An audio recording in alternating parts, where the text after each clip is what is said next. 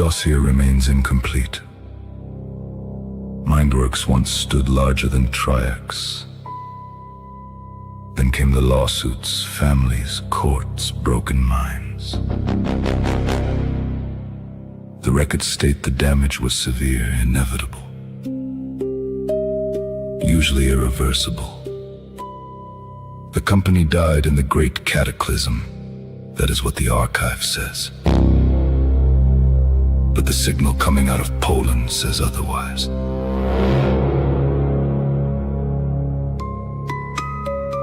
The rumors keep arriving from the east, from somewhere near old Krakow. A beautiful woman with a machine-made body, a benefactor to broadkill, gargoyles, and worse. She is the angel of death, the woman behind the screaming steel. Somewhere in Poland, the hidden labs are humming, industrializing the madness, engineering the end.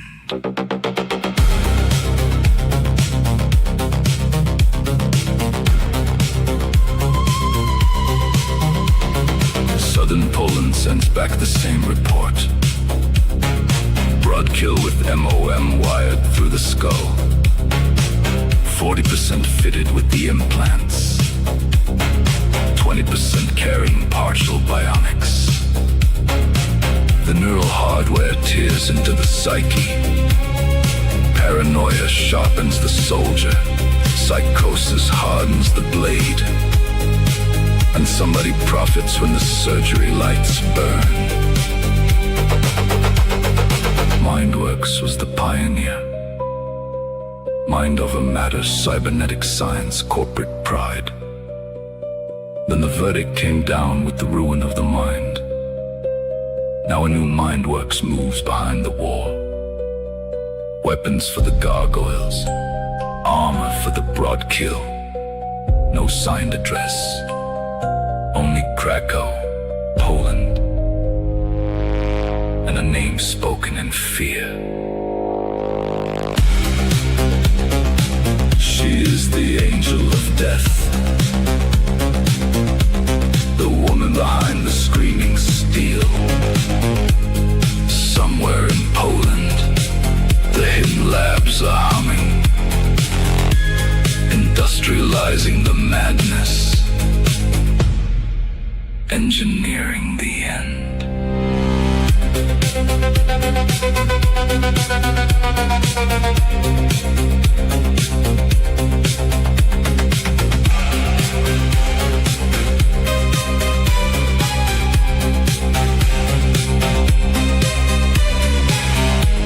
The war is evolving.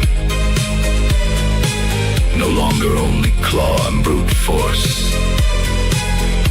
Now it comes with implants, bionics in a woman's face. The file remains open.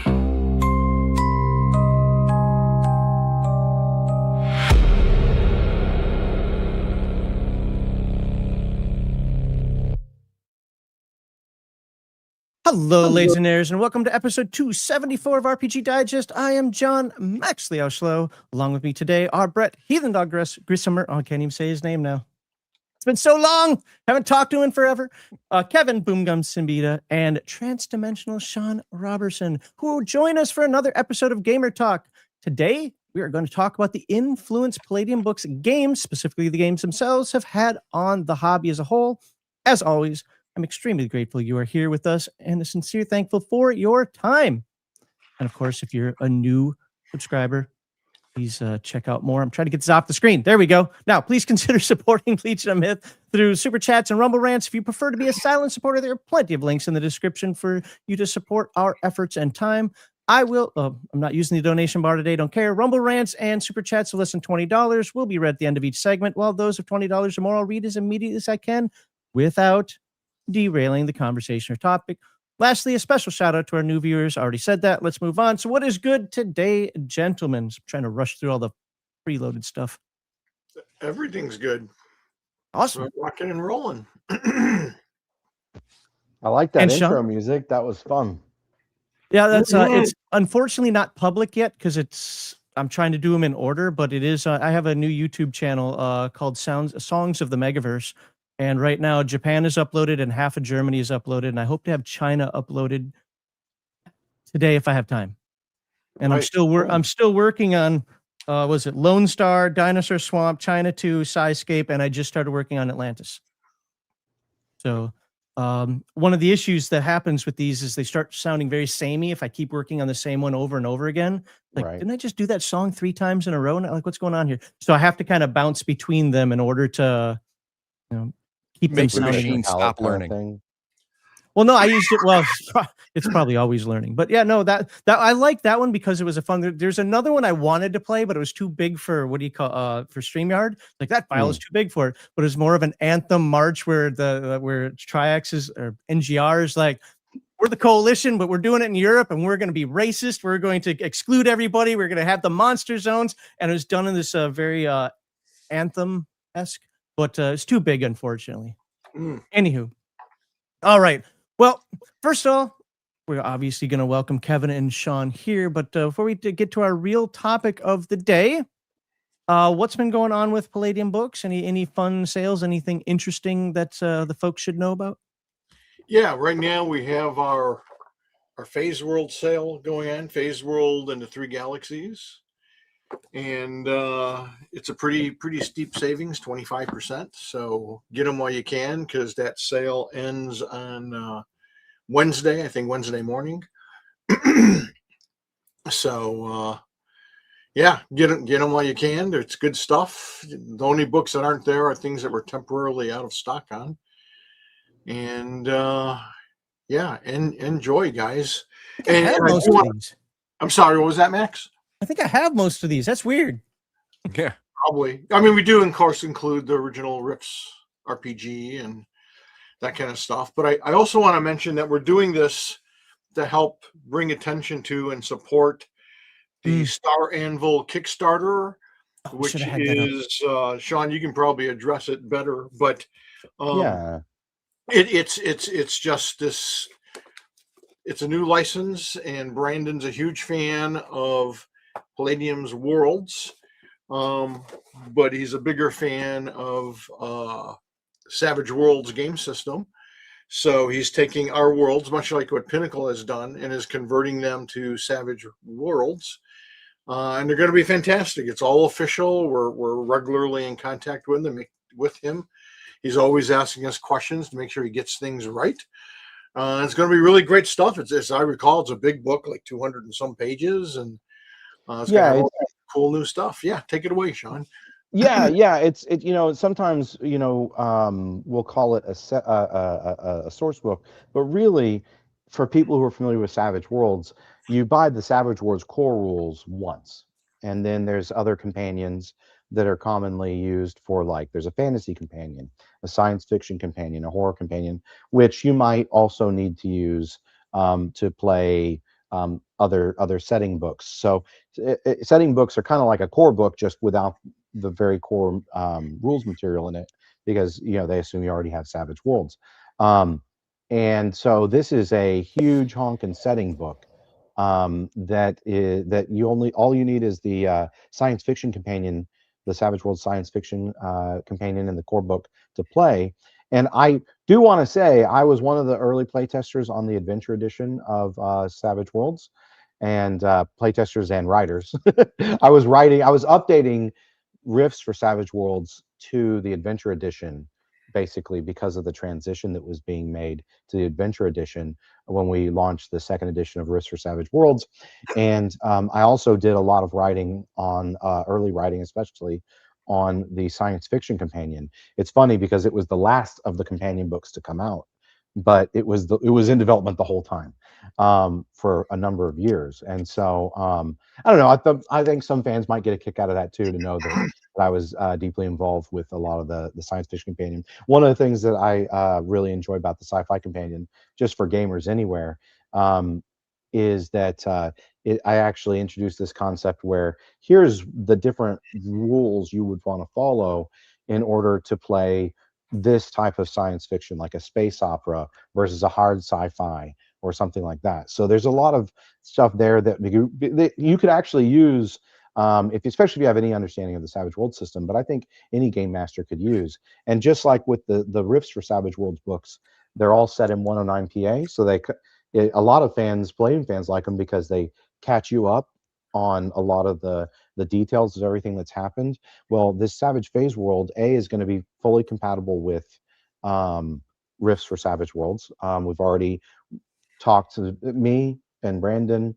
We and the current guys working on Savage Rifts, Aaron Burkett and Shane Hensley, creator of Savage Worlds. We've all, there's been a big communications amongst all of us to just make sure that this is it's Pinnacle does the Rifts for Savage Worlds. Phase World is being done by Star Anvil, but we're working really hard to make sure that it's going to be really seamless to move between them and enjoy all of them. And again, Kevin, talked about there's a lot of things that Kevin and I mean, we've got so many different projects we're trying to finish and bring across the finish line, and other stuff behind the scenes that you guys haven't heard about yet that are coming up soon that we're really excited about. And so this is just one of those things where it's like, wow, it's going to be a little while before we can get to Phase World. But that means there's a lot of stuff that we're like, hey, Brandon, well, glad you asked. here's a bunch of stuff that we want to do. So think of it as a big lore update for Phase World as well. Well, one of the things I'd like to add to that for those of the folks that poo-poo the whole Savage World side, which is fine. But like you said, this is a lore dump, so the information in here absolutely can enhance your Palladium Phase World game as well. Yes, and the other thing that is, I think people who actually own, especially, the second edition of Rifts for Savage Worlds materials, and then as we went on and did the different world books, it's not trying to replace Palladium. At the beginning of each book, it'll say which Palladium books the source material was drawn from. It was really important for Savage Rifts because there's like 100 Rifts books, right? And so the thing is, though, is that all the world building stuff, all the characters, the adventure material, it's all there for you to use and really easy to use in your Palladium games. It's funny, as part of this sale, there's Rifter 85, and I actually wrote a short 2-page article in Rifter 85 on how to use Savage Worlds adventure material in your Palladium games. So and they're great adventure material. There's actually been some talk, no formal announcements or anything, but we've also chatted about to the Savage Worlds folks about, hey, what about taking some of the adventures from Savage Rifts and converting them to Palladium and publishing them that way. So it's not the number one thing on our list of things to do. Of course, we have a lot of really kick-ass stuff like the TMNT Redux that we're really excited about, and getting other books that the fans have been waiting for years out to the fans. But anyways, this is just a great opportunity in a time that to definitely take a look at, because you can definitely use the adventure material, the art, the maps, all of it's official. So it's fantastic stuff that can really be really awesome to use at your table. So one of the things that why I stopped on this part here, so they've got over $60,000 right now, but if we get to 70,000, actually apparently just $70, not 70,000, according to that. Doesn't it? Yeah. For the European 70,000. Yeah, it's European. There you go, going back and forth. European, but $70,000. Get a new Mars package, the Inspector. At $80,000, new playable species, the Krigor. And at $90,000, a plot point campaign. So the more you fund it, the more cool stuff you get on top of that, because they've already hit the 60,000. And the campaign's going strong, but I just get the word out there, share it with your friends. There's Phase World dice. There's all kinds of stuff that I think everyone could really enjoy, especially the physical stuff like the dice, and the books are going to have beautiful art. So yeah, I would suggest a lot of people get in and share it with your friends who might be interested in it as well, because I think it's going to be it's going to be a nail biter, but I really think we can pass that $90,000 mark. Do it. You got 5 days. Now, the good news is obviously already made the goal. Also, usually the last 48 hours is where a lot of people jump in. But in this case, they're not going to jump in if they don't know about it. So Right, which is why we're trying to share about it. And Brandon's a really fantastic guy. A lot of people don't know. I was talking to Brandon before. I mean, just when I had just barely started working for writing for Pinnacle. Before Kevin had asked me to be his business partner, before I was the line editor and brand manager, for Savage Riffs. And so he's a really great guy who is really got his heart in it. And he's like me. He's really really hardcore. Palladium really is one of his core inspirations, whether it's for art or storytelling. And he really loves Phase World. If you check out some of the other stuff that he's worked on, um, the like Starbreaker, you'll get a very similar vibe because that's part of what inspired him. So he's really excited to do this, and we're really excited to work with him. And so I hope that everybody will give it a check out. Just go check out the Kickstarter page and see if there's something there that might be there for you. I'll hopefully remember to put this link. In fact, I'm going to copy it right now and put it in the description of the video because I completely forgot about that. It was something I wanted to do. So I'm editing it in there right now. I'll just make it look prettier later. There, it is now saved and it's in the description of the video. So check that out. And then the last thing we know that is coming up, well, very soon. We're going to talk more about it at the end of the live stream. But of course, there is the weekend conversation with Kevin. I don't know how many tickets are sold yet, but this is the one thing I have to do. Everybody should harass Heathen Dog because he's going to be there. I've sent him on a mission to go there to be the whipping boy for Legion of Myth and to go steal me that Robotech poster. Yeah. So real quickly before we dive into the more deeply later, what's going to happen here? So, excuse me. So, as everyone should already know, the Detroit Historical Museum has done an exhibit on Palladium Books called The Worlds of Palladium. And I had a large number of friends and fans say, we want to come in and do it. And, we want to see it. It's this historic kind of thing. And I'm like, that's awesome. And I said, well, look, let's try to make it extra special. I'll try to set up a weekend where you can go in the morning to go check out the museum. I think it opens up at 10 a.m. there, and check out the comic book exhibit too, because it's awesome. They're right next door to each other. And most people don't realize what a huge influence Detroiters have had on the comic book industry, especially back in the 80s and 90s, 70s, 80s, 90s. Both exhibits are awesome. I will try to be there in the morning to greet people and say hello and have photo ops. And then, probably around noon, I'm going to leave, noon or 1, and we can all go out and get lunch and then meet back at the Palladium warehouse around 2 o'clock or whatever. Real quick, are you buying? Because I don't want Heathen Dog writing me a receipt saying that I have to pay him back for this. I am not buying. Dang it. So that's the thing. We're trying to make this fast and easy for us. And so everyone's responsible for their housing and their food and that kind of thing. We'll have goodies and some surprises here at the office waiting for people. But, you come on down and we're going to hang out and just talk about everything. Talk about stuff that, are on these shows. Talk about, your favorite game designers, your favorite games, whether they're Palladium or not. We want to hear your gaming experiences as well. And part of it is I'm just keenly aware lately that, let's face it, we're all getting old, and a lot of the people who founded this industry have passed away. And so I want to make myself available to people to talk to me and Matt Ballant and other Palladium creators who are going to be present. What was it like creating these games? What's some of the thought process? What do you love? What do we plan for the future? How did things get started? All that kind of thing. I want to get it kind of out there and have a good conversation with folks and just have fun. Just have fun talking about our favorite hobby and art and game design and whatever else you guys want to do. You want to know about Eric Wojcik? Happy to tell you about him.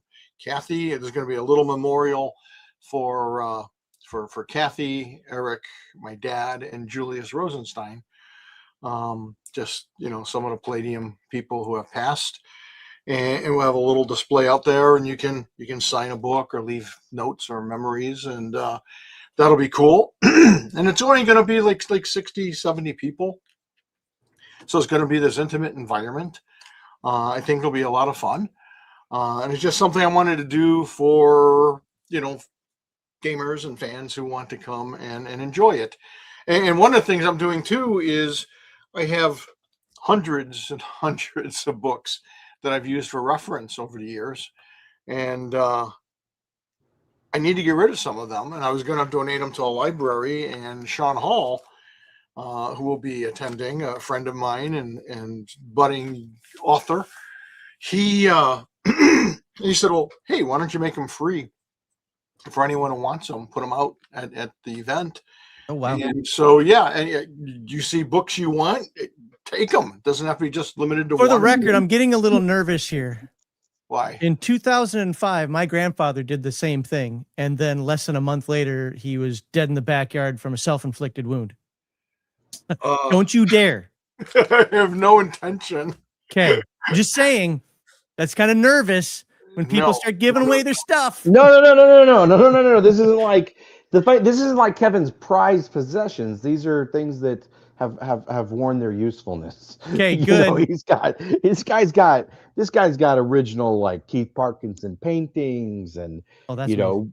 40-year-old comic book collection, and he's not giving that away, guys. Okay, so just relax. No, it's like reference books It's just on reference China books. and Australia and Mexico and whatever stuff I had laying around that I still have tons. Anyone who's been to my office, and that's the thing, you can come and see for yourselves. It's I got insane, dude. tons and tons and tons and tons of books. I love books, art books and history books and geography books and all kinds of books and books on mythology. And rather than just, like I said, donate it to a library or throw them out, I thought, hey, and it'll come with a cool little certificate that says these books come from, Kevin Siembieda's personal library, and it has a little tribute to the event itself and how much fun we expect to have there. And it's just a neat thing. I just thought, Yeah, it's more like a research library. You could have a piece of the stuff that helped inform and inspire the Palladium books.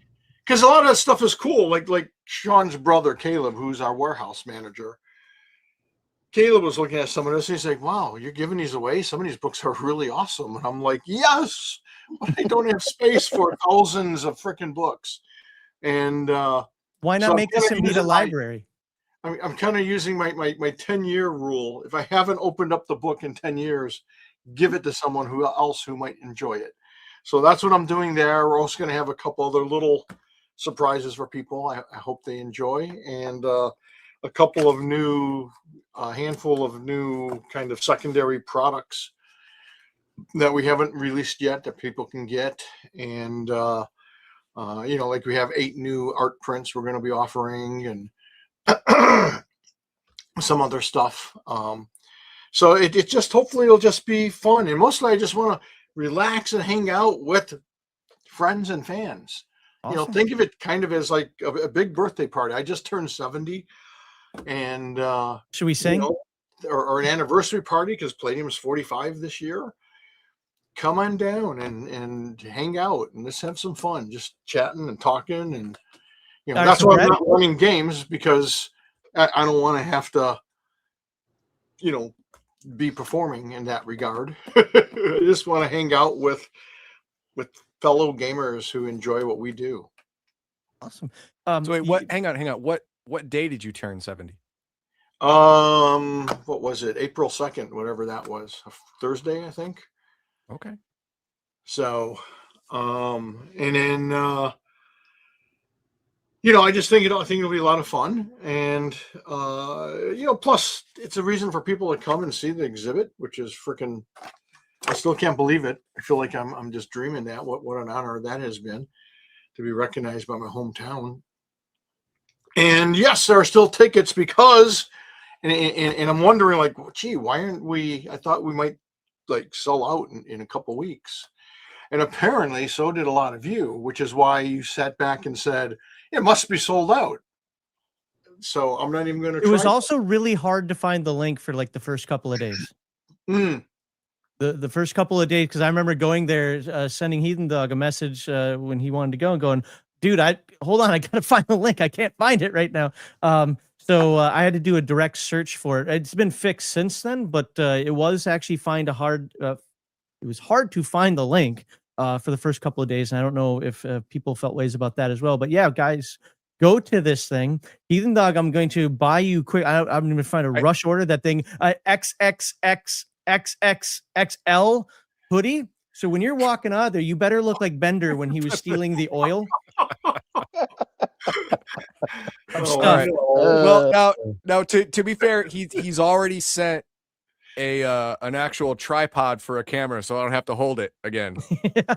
like I did last time. So he sent me a tripod. I have it, And so, he has the T-shirts for those who yes, who we know are going to be there. For the people who are going to be there and order T-shirts, I'm going to give them out personally. Oh wow! By the way, I went with all Palladium T-shirts. I didn't once. I should have, but I didn't once give a Legion of Myth T-shirt. So you're gonna get something Palladium related, not something Legion of Myth related. So look at that. I didn't even try to shill. I'm so bad at this. You are. You're bad. Not good. But yeah, but that's my point. We're gonna just have fun. We're just gonna have fun and talk. And for me, let's face it, I've been a big fanboy most of my life over science fiction authors and comic book artists and writers. And, I just sit back and think, man, if I had an opportunity to just kind of hang out with, 50, 60, 70 other people and chat with Stan Lee or Wally Wood or Walt Disney or, whoever, I would be doing it. It would be something awesome. I just thought it'd be something nice and fun to do. And yes, there are still tickets available. Come on down. And the link is in the description already. I was doing that while he was talking. So there you go. You got 2 links. Go buy Savage Worlds or Phase Worlds for Savage. How's it? Savage World? Just say Savage Phase World. It's easier. Savage Phase World. Yeah. There we go. And then go buy tickets for Kevin's late birthday party. I'm going to actually send you a little cone hat that you can put on him. Yeah. That you can put on him. It's gonna say dunce on it. I know you. Don't know. But you are for those of you who asked for the T-shirts and are going to be there and going to get them. Make sure you get them Friday, because Saturday morning is when I go and try and steal the Robotech poster. I might be in jail Saturday night, so you may not get your T-shirts if I'm in jail. And I won't be bailing him out. He won't be Kevin, bailing. No, it's all Max's problem. Somebody else's problem. Well, if they ask if we want to press charges, the answer is yes. Yes. Yeah, of course the answer is yes. You son of. That's fine. Look, I've got lawyers. We're good. We're good. We can get this adjudicated out of court, and I'll have a poster. It's funny though, but I actually ran into on 2 different occasions fans who had assumed that the event was sold out, and they started a conversation with, yeah, I really wanted to come to that event, and I'm like, well, why don't you? And they're like, isn't it sold out? And I'm like, no. What? Don't make that assumption. Then again, I just thought about this.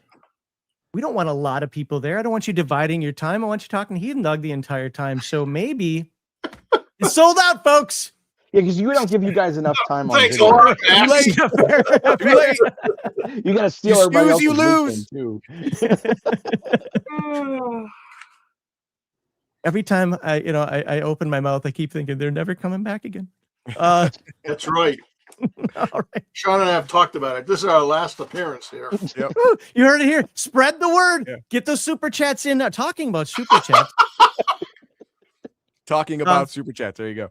Thank you, Polyrobotics, for becoming a new member and following that up with I have to drink, and I have not had enough to eat today to drink. Although this might get rid of my pain. This one's for Sean. Well, you go ahead and get your drink ready. I'm going to read this for Sean. This is for Sean. Ignoring TMNT and Titan Robotics because accomplishments mean nothing to Poly. When you are making your own new IP for Palladium Books, similar but different from Ninjas and Super Spies? I don't think that was a properly formatted sentence, but it is. When are you making your own new IP? making your own new IP? Okay. Kevin, can I say anything? No, I can't. It's up to, hey, you're the one who won't let me say Oh, anything. wait. Oh, Hold okay. on. Stop. So we have a whole No. bunch of stuff that's behind the scenes that we're considering and working Sooner on. than you may think. At least 3 Okay, weeks. so the answer is, But it is in the designing idea stage, at least.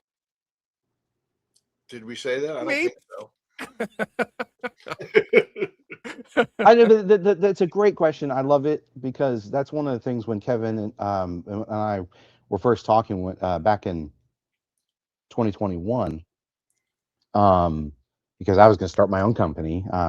If everyone's heard the past stories and stuff, we don't need to re go through all that. But there was a number of IPs that I was going to launch my own RPG company, and Kevin loved them. I was pitching. I was like, Kevin, do you think I can make it? Do you think that I could, And he's like, you're gonna do great. And then he was like, come join me. And so part of that has been rebuilding Palladium. It's been getting some promise stuff to the fans, and so that's and then Kathy's passing was huge. And so I'm so glad to have been here for Palladium and through all of that. We talk about the TMNT Redux. That was a massive project. It's the first time we ever did a lot of different products, or the first time in decades. And I think we like with the Game Master screen, right? That was probably the least fuss out of all the stuff that was in that project. But we did all these really high quality miniatures. I'm really proud to say that I feel like we really kicked some butt there. But that took time, and just because of the size of the project, there was a lot of behind the scenes stuff that I wouldn't even believe it if I hadn't experienced it, and how much time and effort and attention all of it took. Me, Kevin, especially Jeremy, Wayne, right?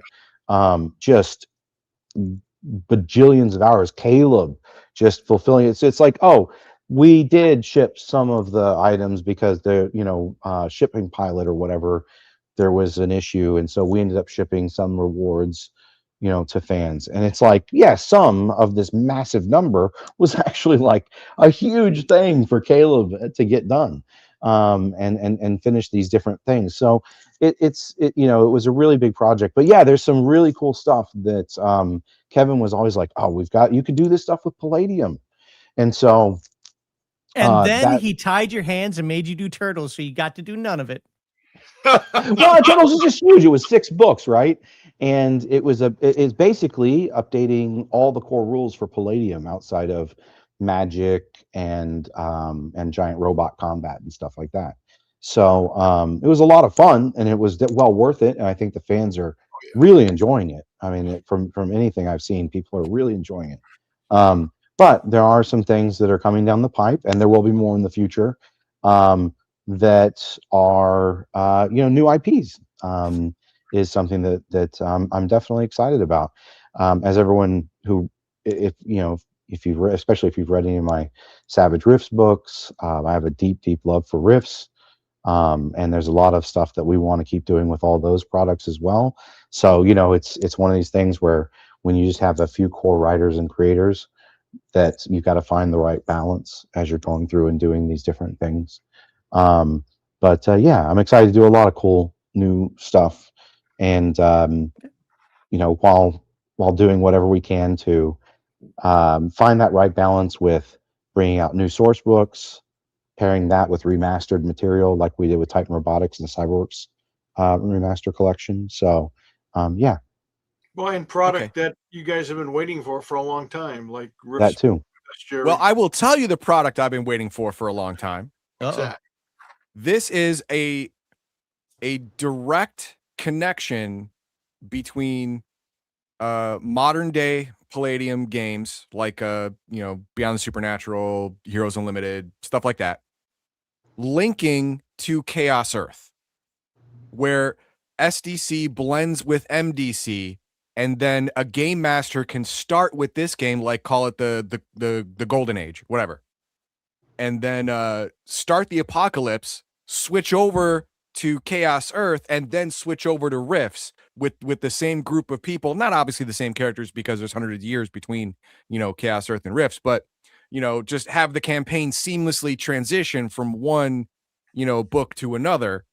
I've been waiting for that, and that's never happened. And I'm like Sounds like a great 98% idea. certain. I'm 98% certain now that that's Sean's fault. Probably. So Everything's my fault at some point. See, now there you go. Radical accountability, right? there it is. The There buck it is. stops at the top. We now know who's running Palladium. No, the buck doesn't stop at the top because the person with real power will never actually get blamed. Stop. Oh, that is fair. All right, Poly Robotics, this is for you. Thank you very much. By the way, I have not had a lot to eat today, so I'm not going to be doing this a lot on this live stream. But thank you, Poly Robotics, for the $50, and then we're going to move on to the next super chat. God, I really like that one too. All right, CPK says operating funds for Heathen Dog acquiring Robotech stuff. Yeah, the operating fund is generally the bail money. Yeah, put that in your legal fund. Yeah. So, because it's not exactly a Vegas casino type security there. I'd probably make it off the property with the poster, but it's not like I'm gonna run to Guatemala. There are cameras everywhere, and the thing's big, so it's not like I'm gonna get caught, right? It's gonna happen. So, we'll work it. We'll figure something out. Yeah. Kevin is taking a page from your book, Max Liao. It's here. Have Kevin's crap giveaway. That's fair. I don't know if you guys know this, but when I hit 5,000 subscribers, I actually got rid of a bunch of my gaming books because I was like, I'm not using them. They're not Exactly. So yeah, I called it here. Have Max's crap giveaway, and I ended up giving them all away too. I think you should do the Siembieda library though, and put it next to some presidential library somewhere. Yeah. It doesn't have to be a grand, ostentatious building like a lot of presidents do, like giant, Art Deco nonsense. Or it could be. I don't think that kind of money is available. Just letting you know. And I just want to say the questions that like Voice of Wonder is asking, that's exactly the kind of stuff you can ask at this weekend with me and my friends. So I'm tempted not even to answer his questions of whether did me and the Defilers ever run through any D&D campaigns? Actually, no. We created all our own stuff, but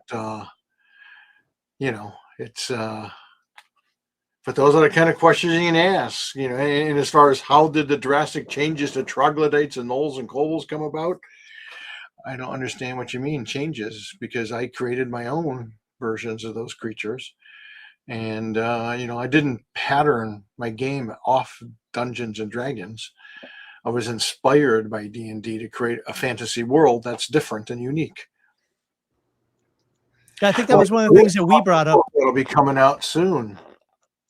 The second Island at the edge of the world. Yep.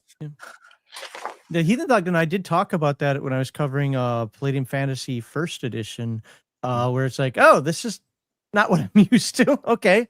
Yeah, we were going through the races and we were reading the general description and stuff like that. And I'm like, oh, okay, troglodytes aren't just to be farmed for XP as monsters. All right, fine. Okay. Well, you still can. Okay, they're actual folk.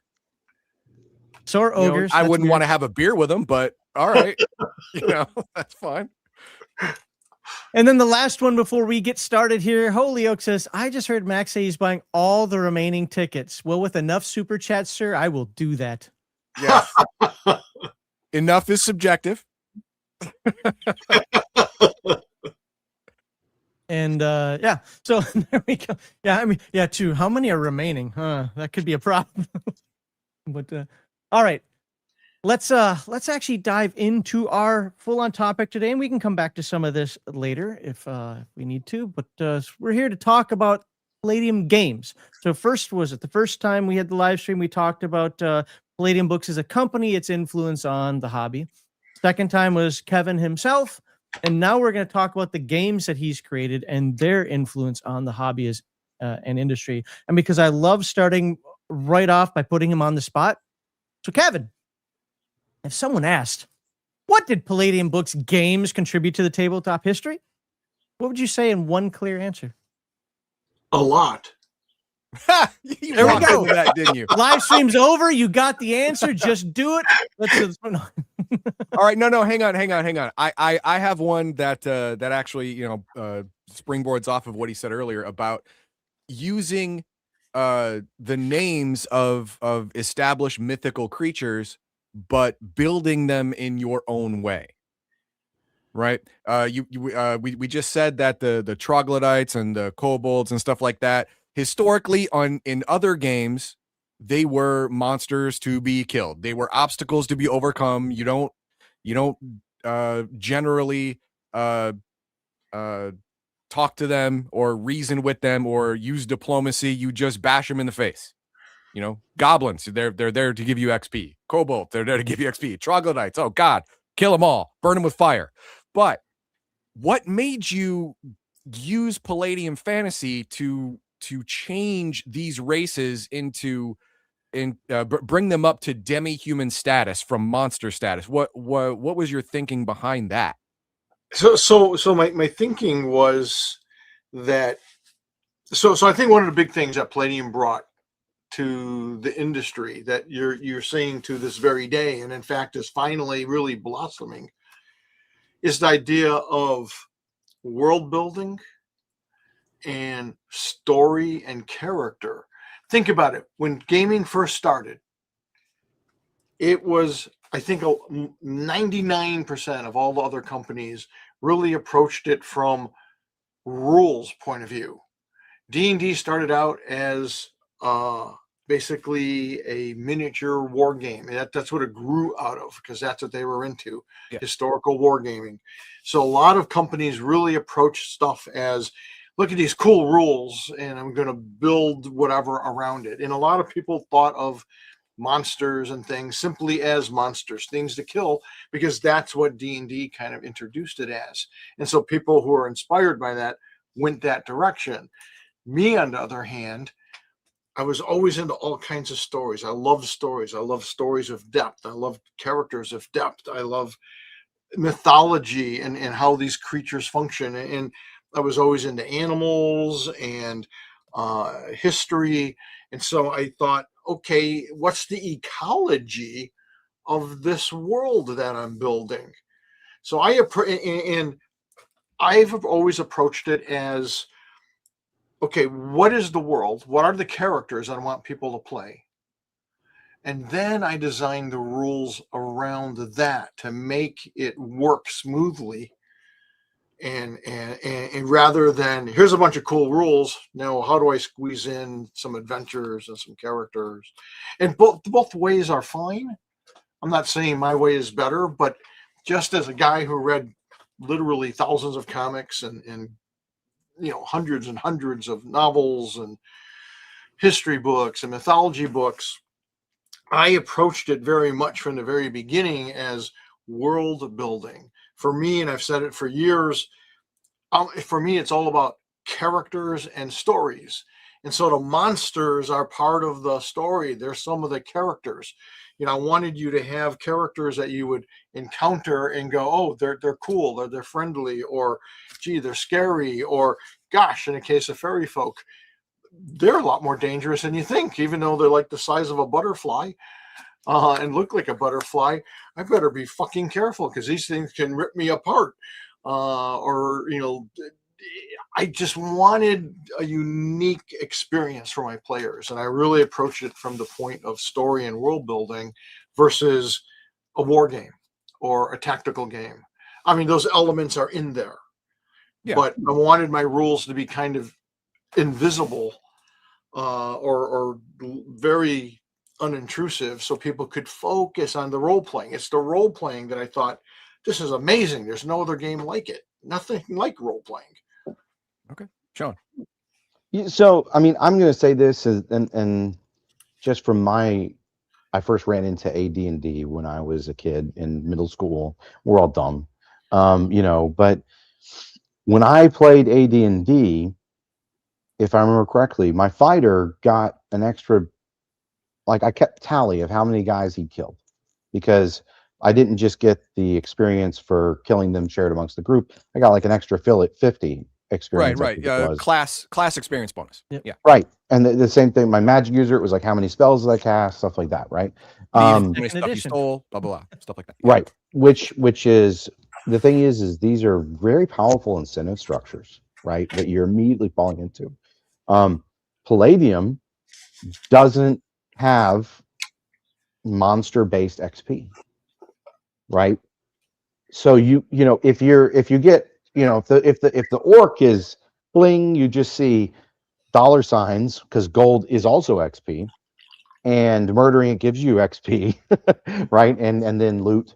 That is like that. Like you don't see anything else. You just see red or whatever, green blood or whatever. And so that is what you're being incentivized to do. And so when I was later on studying game design and a little bit of psychology and stuff at university after the military, I realized that was a big problem that they had. They started having a lot of problems with D&D Adventures League. I'm not trying to crap on D&D, but one of the things that they were running into was the incentive structures were incentivizing some really bad table play and non-group dynamics.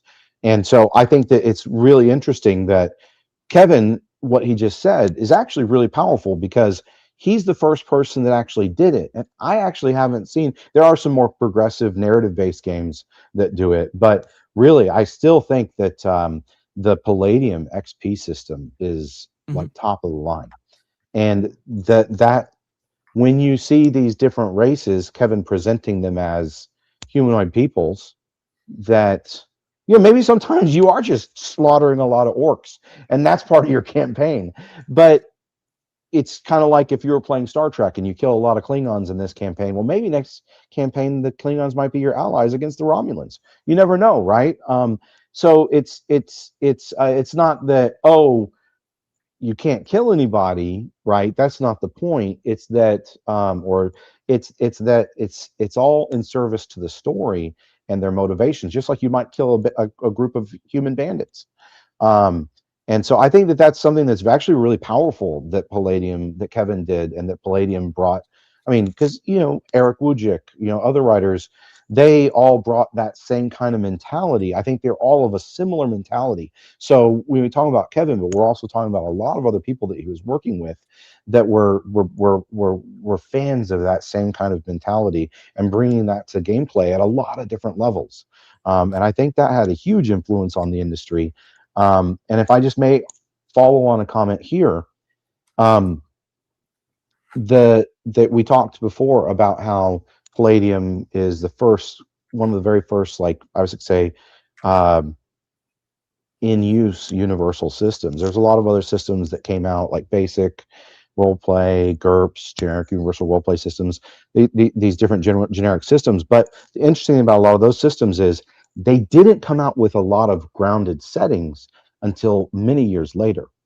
Or maybe they had one or two, where at the same time in the late 80s to early 90s, Palladium has like over half a dozen, ranging from fantasy to futuristic to modern to superheroic, to the post-apocalyptic with riffs that can cross all these different lines.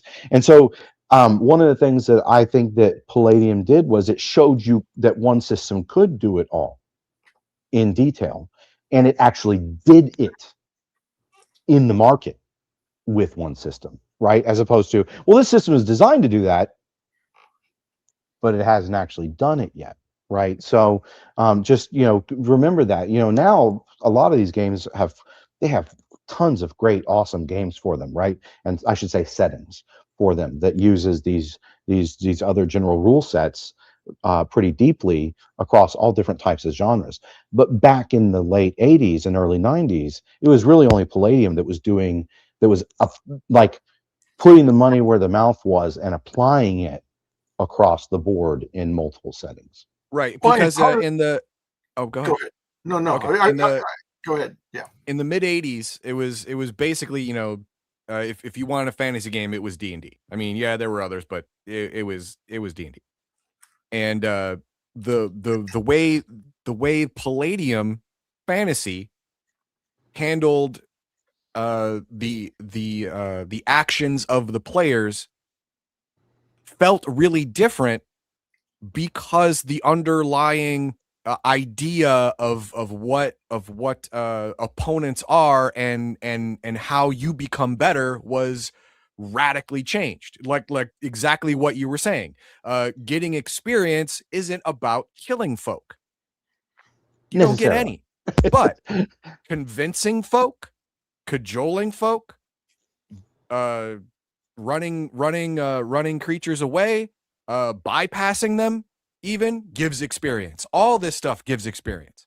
So it changed it changed the way the players got to their goal. Their goal was the same. They want their character to strive, to survive, to get better, to be stronger, faster, smarter, the whole thing. Everyone wants that for their character. But in every other game before Palladium Fantasy, it was by killing monsters. That was the most efficient way. You kill monsters, you gain rank, you get better.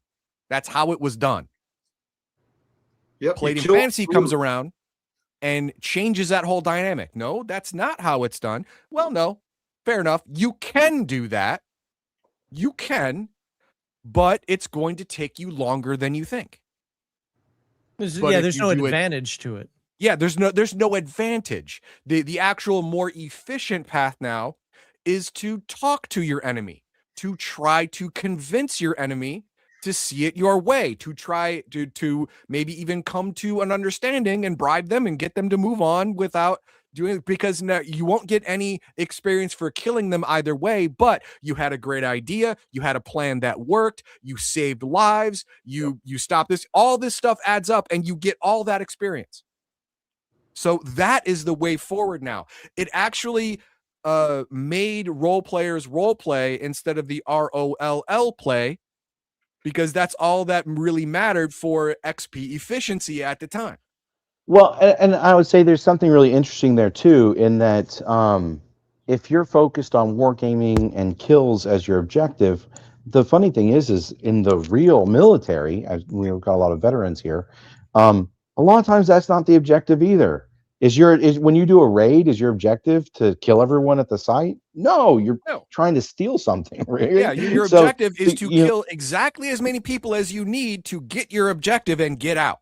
Right. And so, Everything it's like, did you blow up the ammo depot? Did danger. you secure the gold shipment? Right. And so in some ways that actually makes for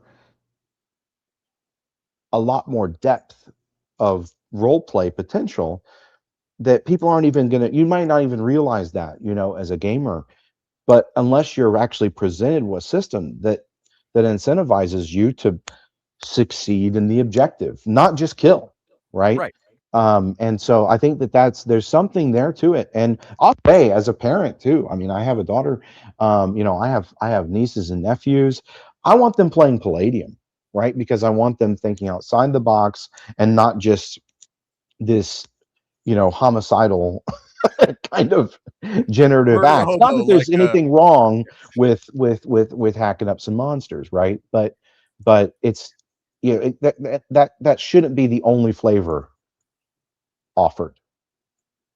I think my one caveat to that, and I'm not saying that Palladium does this, but I get irked when races just become humans with a different face, so to speak. Humans in funny skin suit.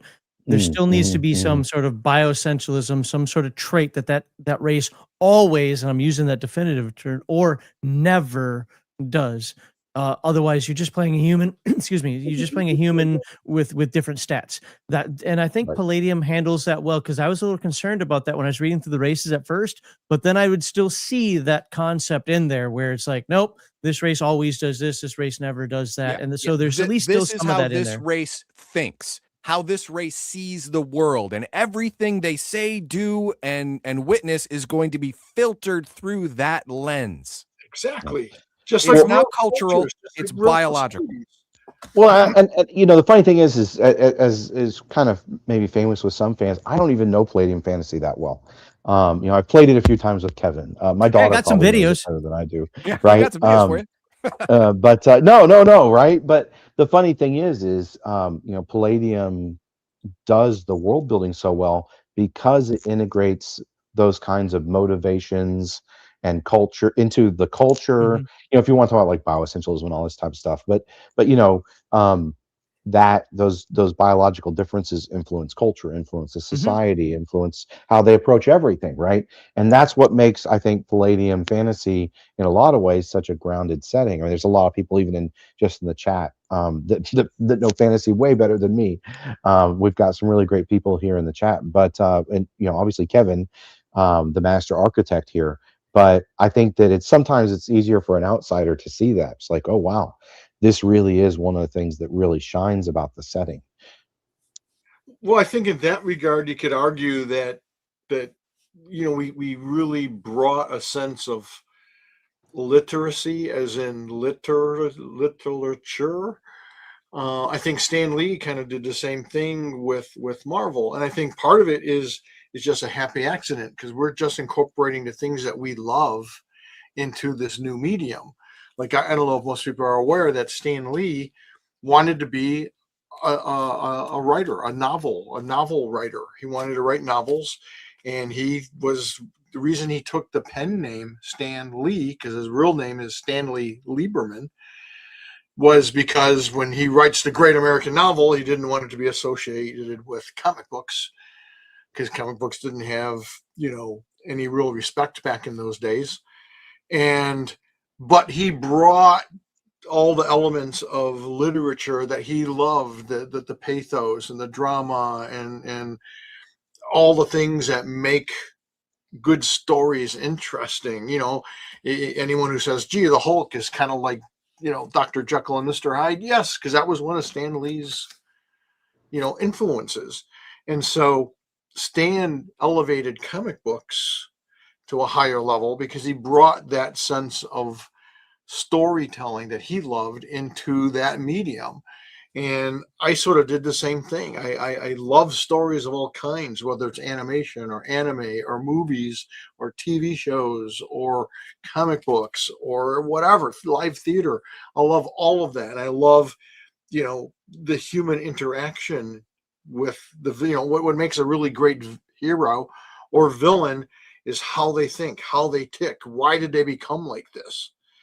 And those are the things that become compelling. It's why we love or hate a particular character.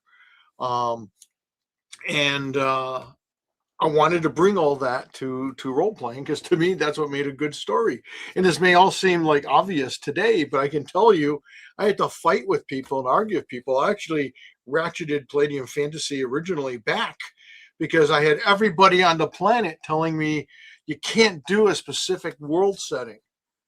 It has to be generic. That's why Steve Jackson Games did the generic universal role-playing system.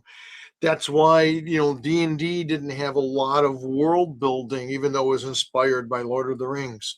You look at a lot of these worlds, and they were just kind of left vague because it was all about just the action part and the combat part. And I wanted a lot more to that, because that's what made it fun and interesting to me. And to me, that was the beauty of this new genre of gaming that D&D wonderfully introduced, was the idea that we're role playing. This is a storytelling game. So let's have a cool world and an interesting story. And I really cut loose after, so I ratcheted back Palladium Fantasy a little bit, not a lot. And then we did Turtles, and then we did Robotech, and I still have people saying, you can't do specific worlds. And I'm like, wait a minute. You can't get more specific than Turtles and Robotech. These are very specific settings and stories and characters. Fuck this. I'm just going to cut loose and do whatever the hell I want with these new worlds. And that's when I started to get the idea for Rifts. Yeah, but they ended up lying to you. Everyone was lying to you, because what did TSR do in the late 80s and 90s? They brought out all kinds of specific worlds. Yes.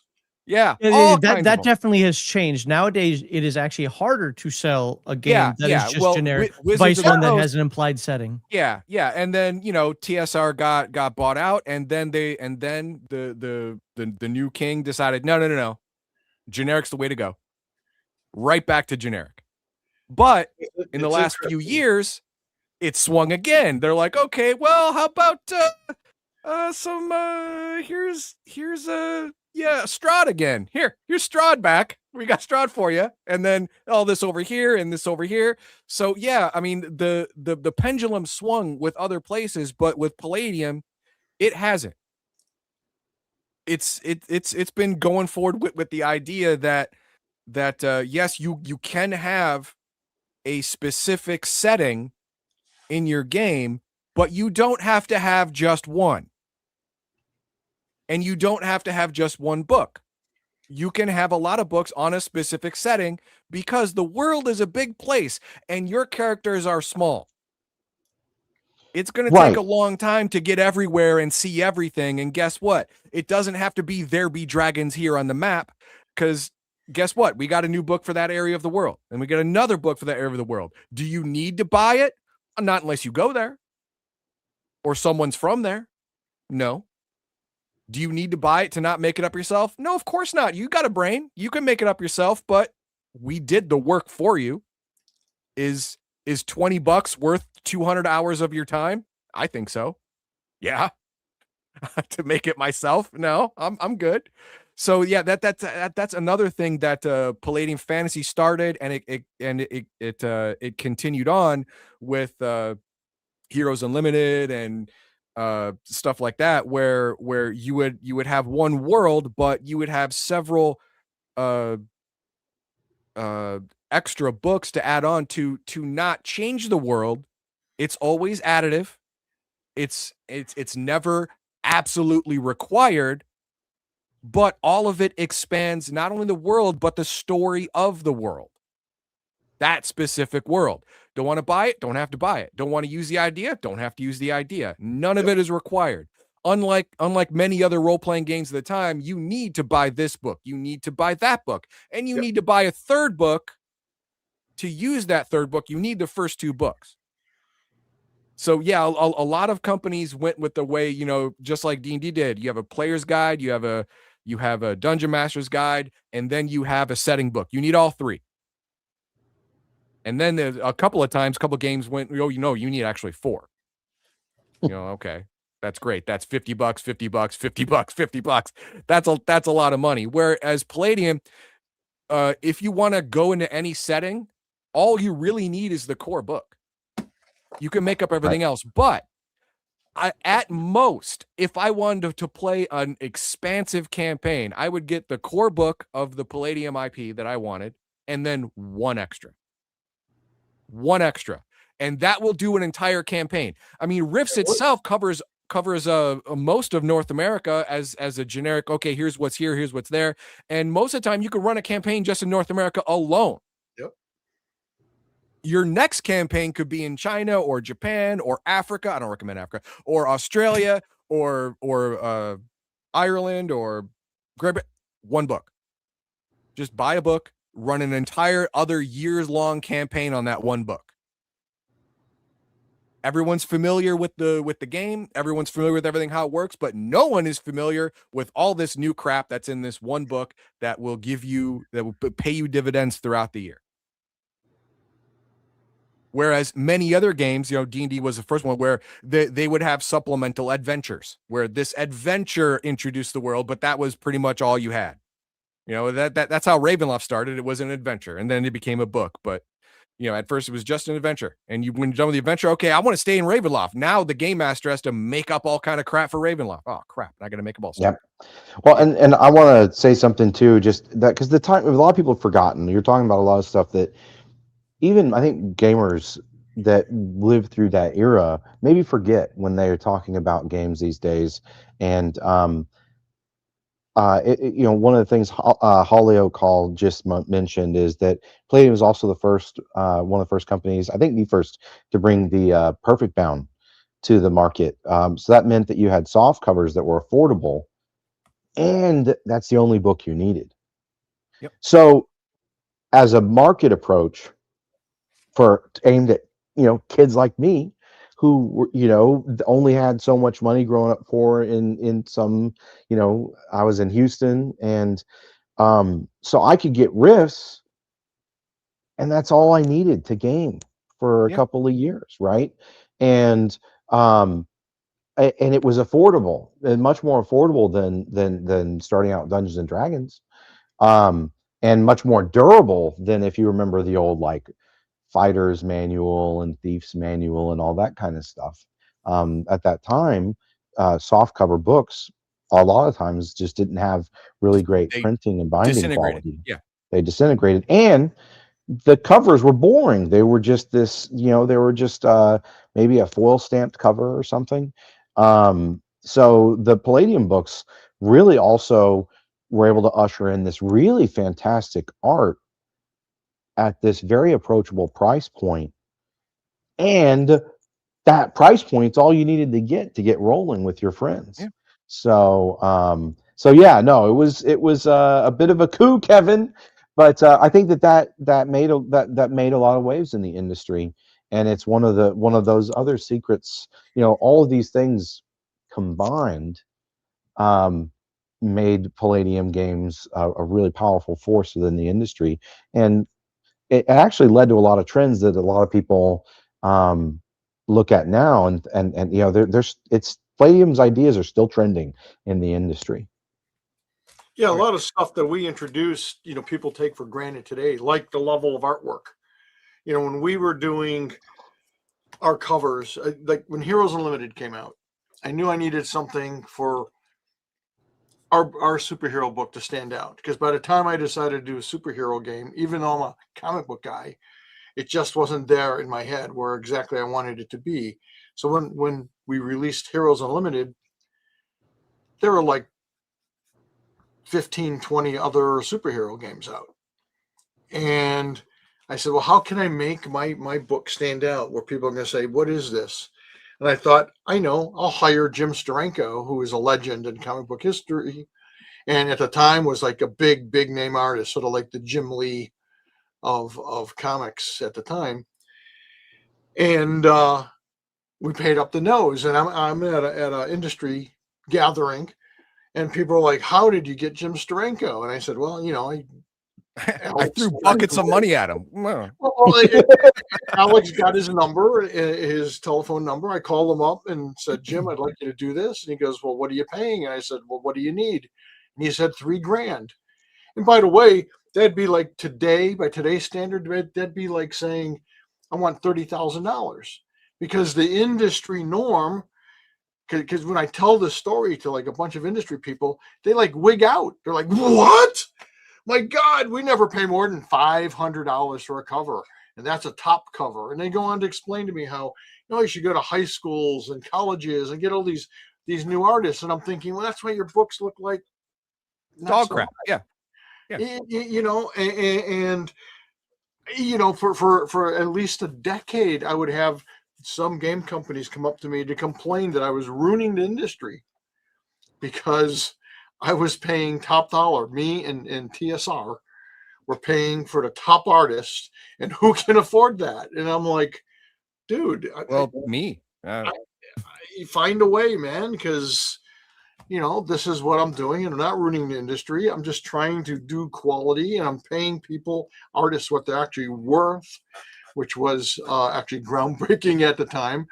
And I know it sounds silly, but it's true. I had top industry people of the day tell me, Kevin, what, you're insane. You're putting the author's name right on the front cover and clearly on the spine. Are you crazy? They're going to get a fan base. They're going to want more money. They're going to leave your company.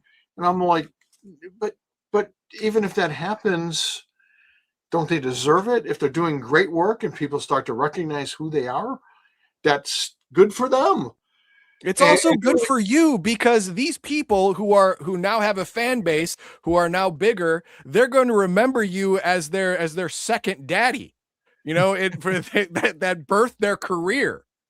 No, it's absolutely right.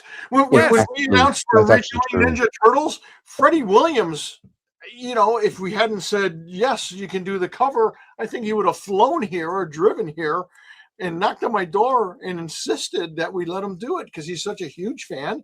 And I gave him his career starting job. His first work was here at Palladium Books.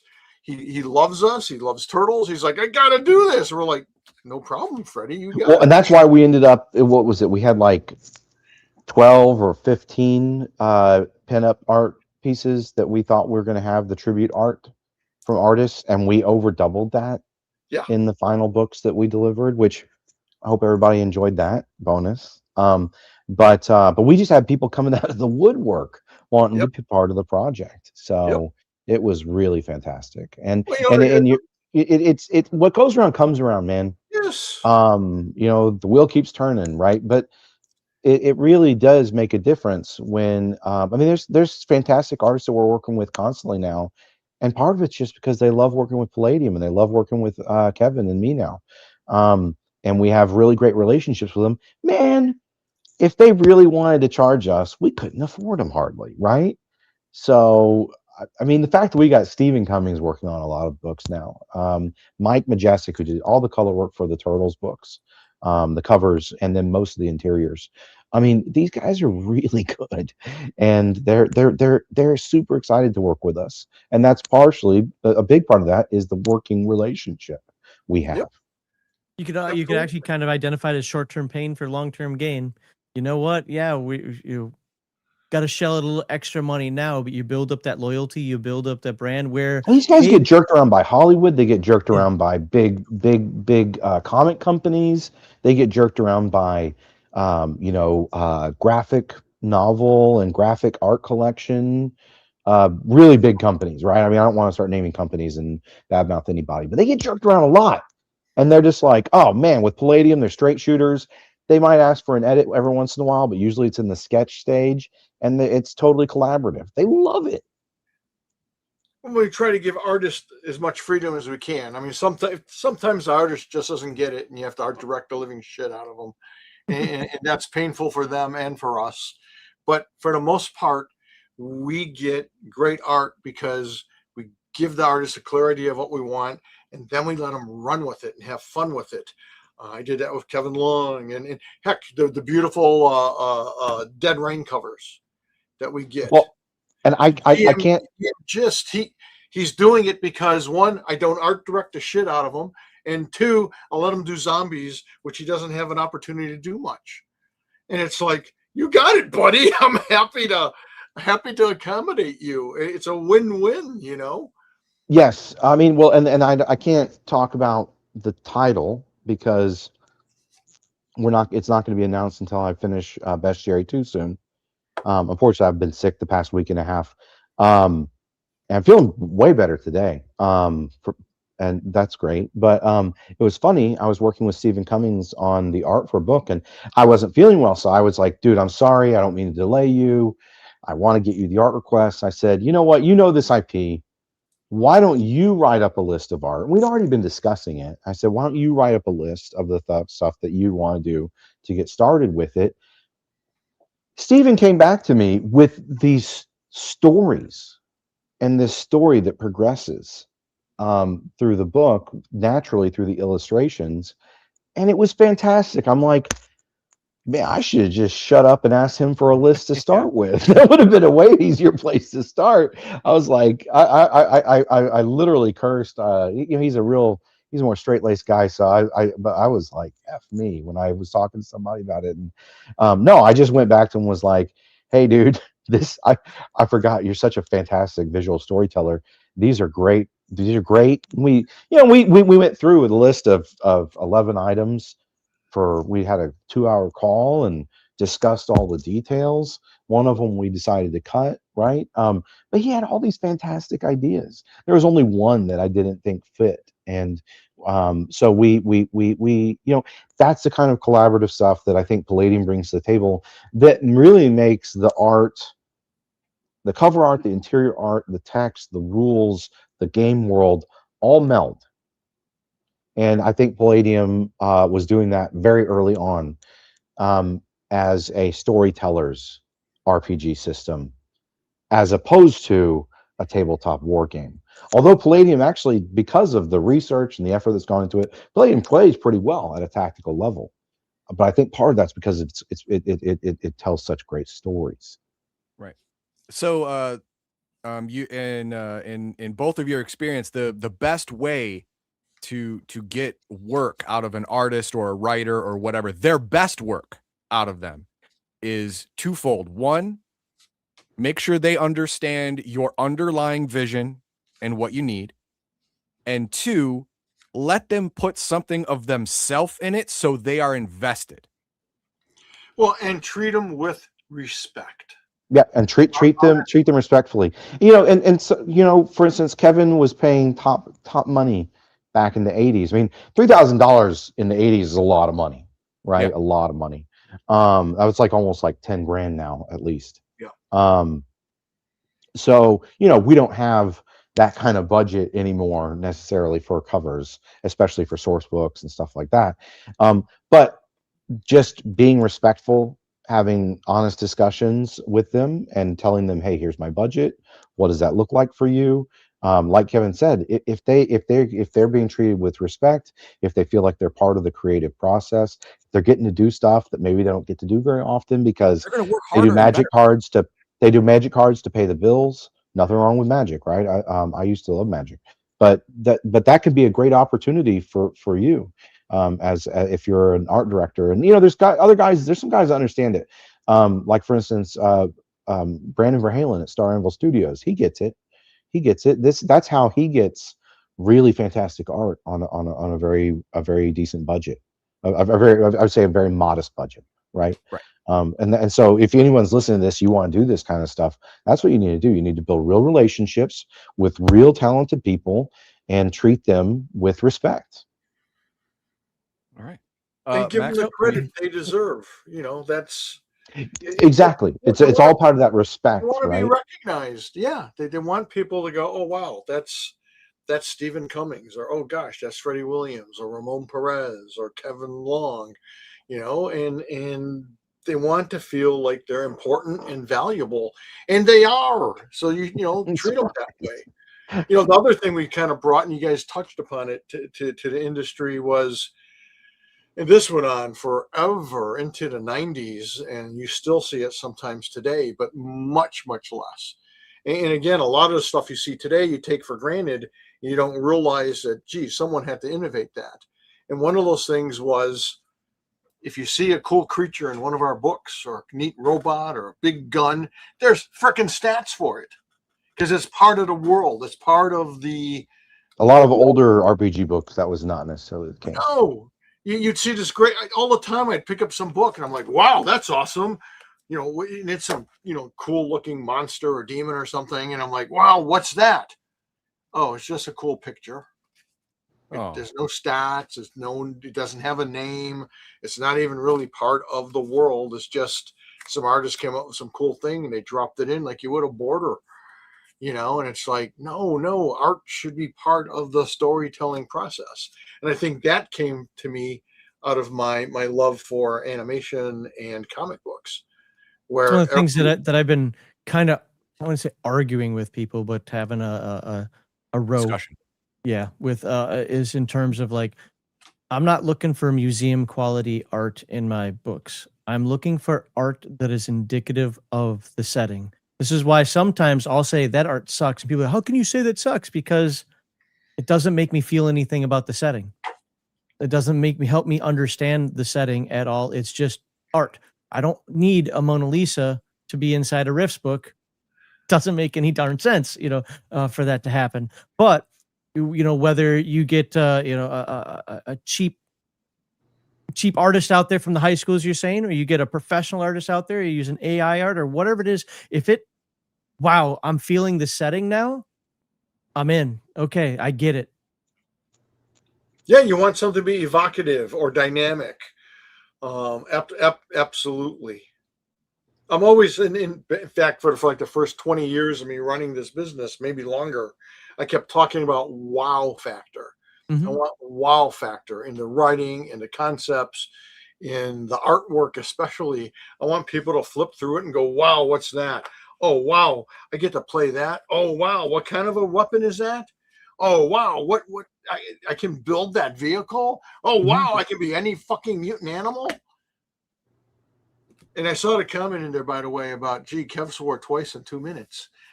So you did it again. Here's a dark secret. I try to be careful when I'm on public stuff, but I have a potty mouth, guys. I swear. Yeah, he does. Hey, we like real people here, and if you've heard me, well, you guys have, but if people have heard me speak behind the scenes, my wife sometimes complains. Because yes, no, I'm with you on that. Maybe it's just Hey, fact. you worked in a joint environment. I did too. Yeah, right. You got to be able to keep up with the best of the Army, the Navy, the Marines, and the Air Force, right? With the Air Force shaking its finger at you, going, no, you're not allowed to say those words. Those are mean. The sergeant. Be nice. No. Yeah, but I work with these Marine guys, and I have to get their respect, and I'm not going to do it by saying stuff like "Jolly Lee Willikers" or something. All right, so right? Yeah. Oh gosh, really? Yeah. So golly, Beeve. You're like, no, it's not going to work. One of the other comments in there was, well, he grew up in Detroit, so he gets a pass. There you go. Yeah. There you go. Well, I think that you've actually covered both of my follow-up questions, but just on the off chance that we left anything on the table before we go into the next one, we'll hit some super chats before we do that. But I'm going to read off my 2 follow-up questions just in case there's one other thing you want to add in there. The first one was, what did Palladium do first or best that shifted expectations? And the other one is, what did Palladium prove that other publishers doubted at the time? Because I think you answered them, but just in case there's anything else you want to add to that. Storytelling thing and paying artists what you need to pay them. Yeah, and the XP system is big. The other thing that I think there's one other thing that we haven't talked about it in this. I don't know if we've ever talked about on this show. But Palladium does really well, and I think we have talked about it a little bit. Characters start out at a proficient level, like front loaded. They are what they say on the tin. So one of the big problems, and then there's a much slower, gradual level of progression as you level up your character. And this means that in-game storytelling, your hero is still going to feel, when you get to a Palladium hero to 8th, 9th, 10th level, they're going to feel like a badass, right? But it's not usually going to be at the level where they're suddenly really difficult to play. Mm-hmm. So one of the issues that a lot of games have, and actually MMOs have this, is they have this like hockey stick curve of power. And so what that means is that they have to do things like challenge ratings and so that you're fighting leveled stuff. Balance. Right. Well, but it does need it because the core progression is imbalanced. And so that's one of the things I think Palladium has done really great from the start and is still doing really well now. I mean, there's a lot of statistics out there, and this is, I'm not trying to beat on D&D. I think that 5e does a lot of really cool stuff. But they've done analysis of these online session reports and data from VTTs, and most people skip 1st through 2nd level. Most campaigns start at either 3rd or 5th level, and most of them they stop playing around 8th to 10th level, and that's because of this power curve issue. And so that's one of the things I think Palladium does really well, and it's one of the things that when I was working on the Royal We, I guess, when I was working on the Rift for the Savage Worlds, the 2nd edition of it, to go with the Savage Worlds Adventure Edition, it was like, hey, we need to really dial this in to make sure that the starting power level and the later on power levels are more manageable, similarly to Palladium, to make sure that it has that right feel as you're building a character, then leveling up that character.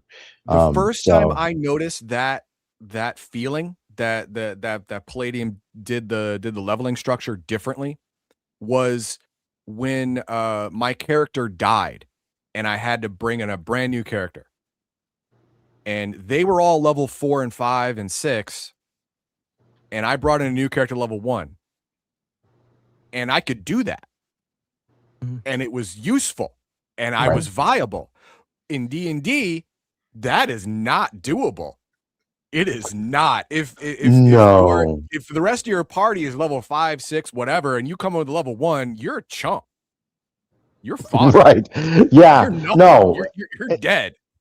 Yeah, but again, I think we answered the question pretty well, but that was just one more thing I wanted to throw out. Well, I That actually as a want to game piggyback designer, on I that feed because there's a into. couple of comments that we get specifically about that. I'll attack the second one first because it's the one I hear less, but I'm actually part of that problem. Now, I don't start characters at first level or at third level in D&D. I start at first level.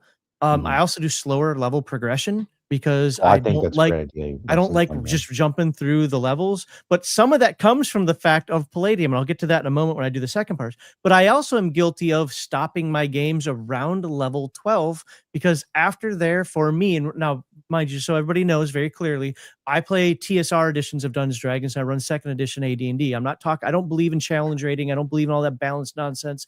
I like the way second edition does that. But I stop running my games around 12th level because at that point it becomes more work for me than fun to be a game master. Because I either TPK the party or the party just wipes through whatever I'm doing. I forget one little aspect. They forget one little aspect. Right. Well, that's where that power balance really. But even It's at really their important, level, yeah. it's like that. So I Oh no, because that's the thing you have to understand. It's with power dynamics. It's like suddenly you're not handling a knife that's well balanced. You're handling, a hand-loaded pipe gun. Yeah. Right? Or you get some little slight power differential wrong. You just shot your hand, or blew off your face. And there's You some things didn't that they're get yourself a incredibly nick. powerful against, but other things that can still tear them up Right. because they don't have Yeah. that one resistance or whatever. Right. No, Right. Exactly. That's the problem with these power differentials. Mhm. So for instance, I didn't want to belabor it, but when I graduated from the University of Texas in Dallas with my design and production degree for video games, I was looking at jobs and I didn't apply for this one, but they literally wanted mathematicians to help them build up at the damage and calculate the damage and armor ratings at level 80 plus in World of Warcraft. They needed mathematicians to balance that power curve in an MMO that was built on that kind of hockey stick like power progression, right? So it's not a joke. This is actually like a real world gaming problem. Well, some right? people At the want that. big level. They want that, hero to superhero or zero to mega Dragon Ball Z. My favorite game that I talk about on occasion, Earth Dawn, does that, but it does it in a more progressive manner. But one of the things I loved about Palladium, and I get into real arguments with people over this, is people be like, after like level 6, it's just too slow to level up. What are you talking about? It takes forever. Like XP stays the same. This stays the same. What do you need the level for? What is the, it's not like EverQuest where we get, ding, I leveled up. You don't need any of it. What is with this concept of like, I have to get the next level, I have to get the next level. I get it to some degree in D&D because you literally gain new powers and new ability. You cannot do certain things until you're certain levels. Palladium front loads the living crap out of you. There is a difference, but there's not that significant. There are things that you unlock over time. Yeah, right? there are, but they're not They're job minimal. essential. Right. And a first level character is dangerous to a 15th level character in the right circumstances, where indeed he literally can't even do anything. No, it's a pipe. Well, just like a great story, right? Where you have the new kid on the block in Shakespearean tales, right? They could, if there's a duel between them and some high level character, they might win, right? It could be fatal, it could be lethal. Or they could be injured, right? So no, that's the other thing is, again, it just comes back to Palladium is really great for narrative and storytelling. It just on basically all levels, Kevin succeeded in building something that really slams home these narrative and storytelling points that feel natural to us when we're playing these games, right? They feel natural. I'm sure as designers, you don't want to say that somebody's playing wrong, so I'll say it as the podcaster here. If you're playing Palladium games with the intent to level, you're playing it wrong. I mean, I can't say it any other way. I don't, and this is why I say I don't understand, and I love the fact that how your XP system works. In terms of how you get XP, it's what maximum of 1,400, and that's for the most incredible thing you could do, whether you're first level or you're 15th level. You're supposed to be playing those stories, and who cares if you level up?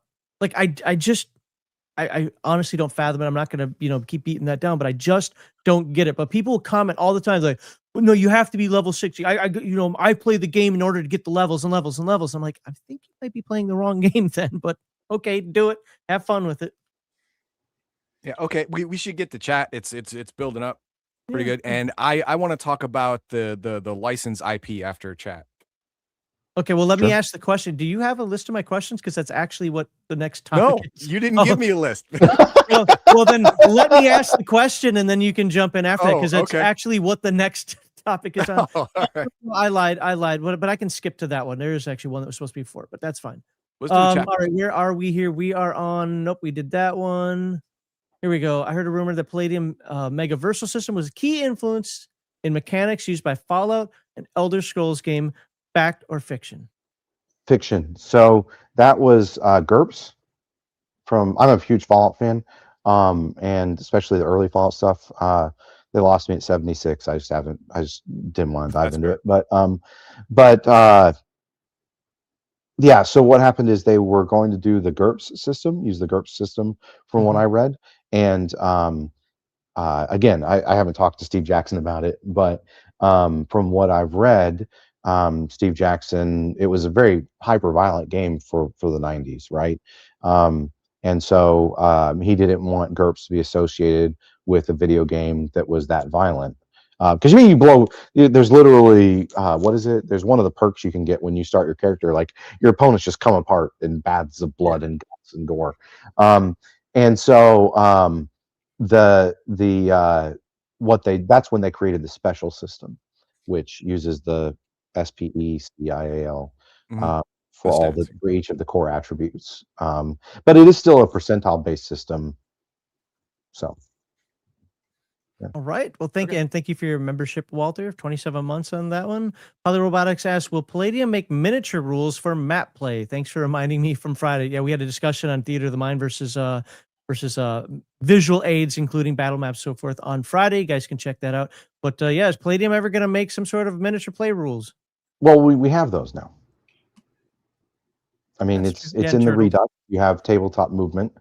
And so that's the first step towards it. We'd like to support it more in the future with tabletop, and because right now the distances are all just real world ish distances that aren't truncated like you'd probably want for a tabletop war game. But the movement rules are there. We have miniatures. We'd like to do more with miniatures and maps in the future. These are difficult things. You have to make sure that it's going to be profitable. With miniatures, especially, there's a lot of sunk costs on the front end.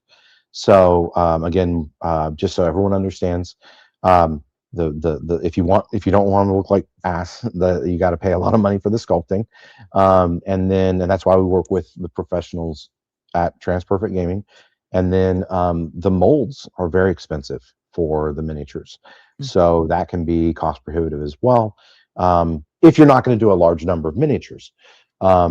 But that's something I really love, miniature and map based play, and so we'd like to bring more of that to the future. The movement rules in the Redux are our first step towards that, but maybe in the future we'll have something where distances are listed for like ranges for weapons and stuff like that are also then truncated like you'd want for a tabletop war game, or any sort of tabletop or virtual tabletop map. Generally, for instance, like whether it's bolt action, the best fantasy stuff out there, Warhammer 40K, most of your stuff, your rifles are going to be 24-inch range. Sniper rifles and other stuff are going to be 36, 48 for longer range weapons and cannons. Pistols are 12 to, maybe really short range would be 6. A lot of shotguns are going to be 18. Flamethrowers will be somewhere in there with their template. So yeah, maybe someday we'll add a lot of that stuff too, as well. Okay. Game with ADHD says Games Workshop took literally the opposite approach. They removed the author and sculptor credits a few years ago, and no one gets credit anymore. Well, at least they're fair across the board. No one. Yeah, I mean, Games Workshop is one of those big things, a big mass, and they. I used to work for Games Workshop. I've met a lot of Games Workshop people, so yeah. I mean, that's We're the one giving you approach. money. Shut up. you get a boatload of money, and you do get prestige. I mean, that artists that do famous artwork, they can claim that they're the artist, right? Even if their name's maybe not listed prominently in the book. Trust me, the guys that do work for them, I mean, like Nick Kay, he did some work for them, right? So I mean, it's on their resume, and you can tell when they've got the chops. So Law Dog for $20 says Ramon Perez too, one of Palladium's guys that went on to greatness. Yep, Ramon's a great guy, and a funny story of that is, I recognized his talent immediately, and he just got so much better so quickly. And we'd get together because he's just here in Toronto, about 4 hours away, and we'd get together regularly and talk on the phone all the time. And I'm like, I'd get a new batch of art, and I'd make a comment like, "I'm going to miss you when you leave Palladium." And he's like, "I'm never going to leave, Kev. You're awesome. You're fantastic. I love working with you. I love the subjects." And then, fast forward like 5 years later, he's like, "Gosh, I'm getting work with Marvel and DC, and I'm getting paid bigger bucks, Kev." And I'm like, "Ramon, it's okay. I knew you'd be moving on because you're that good, and you got to go where the money is. I get it. Let's stay friends. And, when I ask you to do a cover or a piece of art from time to time, say yes." And that's exactly what's happened. So, it's great. All right, moving on. But he paid $5. So I have to read it here. Kevin Swift, twice in 2 minutes. I think he's been influenced by coalition states propaganda.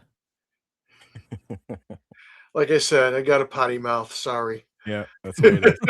My supervisor of mine, my first duty station, that used to say that to me all the time.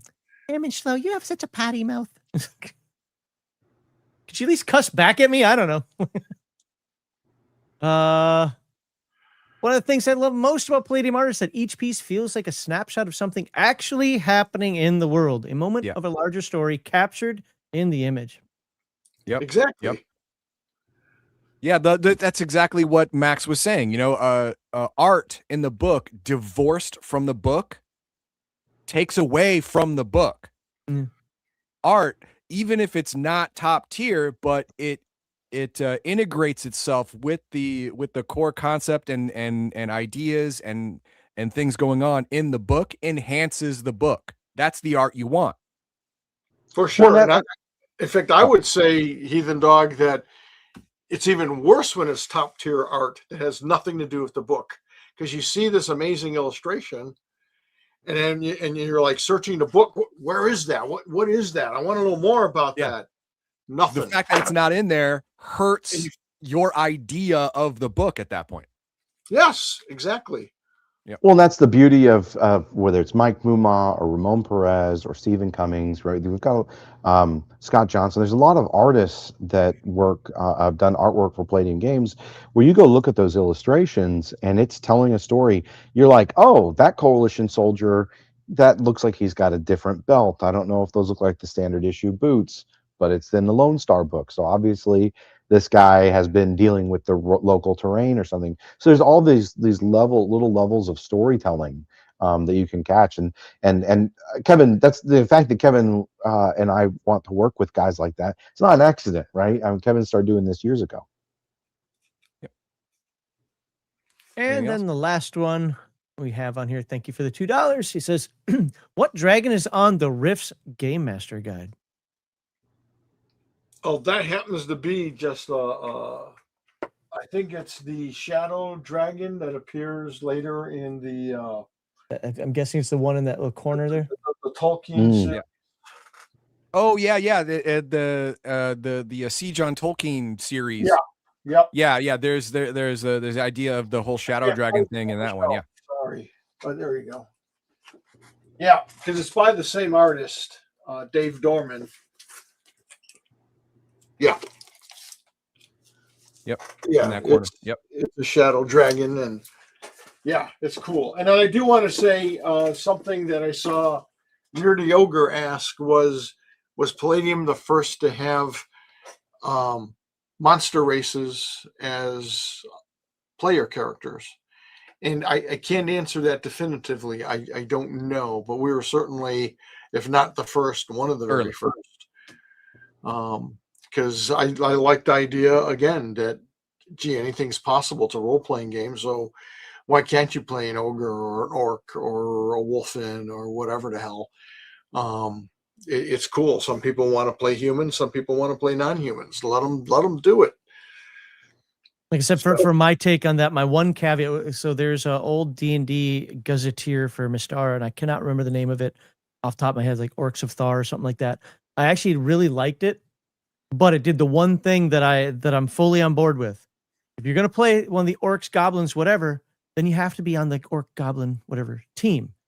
They're not going to be going arm in arm with the humans and the elves because, you know, elves want to kill orcs and orcs want to kill elves. And I think that a lot of more modern games have been throwing that out the window. And I really, for me, that bothers the crap out of me. It's like, no, I don't want orcs and goblins dancing, you know, singing Kumbaya with the dwarves and elves. And to be fair, it's one of the reasons why I actually really like the Elf Dwarf War from Palladium Books, because even though they're both good races, they can't stand each other. And you kind of need the humans to bridge that gap, and that's something that we've talked about a lot. The trope of humanity is like the diversity. French and the British. Yeah, Sorry. like, yeah, fair. The trope of humanity is diversity. That is our trope. Let us have that one thing. Stop giving it to everybody else. You know, but that doesn't mean that there can't be a onesie twosie out there. There can't be, there isn't politics. There isn't. We think the orcs are coming close. They're getting a little crazy here. Maybe we can work out a deal with them so they don't ransack and raid us constantly. We're going to go push them against the dwarves over there instead. So it's not that they're stupid. It's just at some point, bad guys still have to be bad guys as a universal, not necessarily the individual. You have to have bad guys. You have to have bad actors.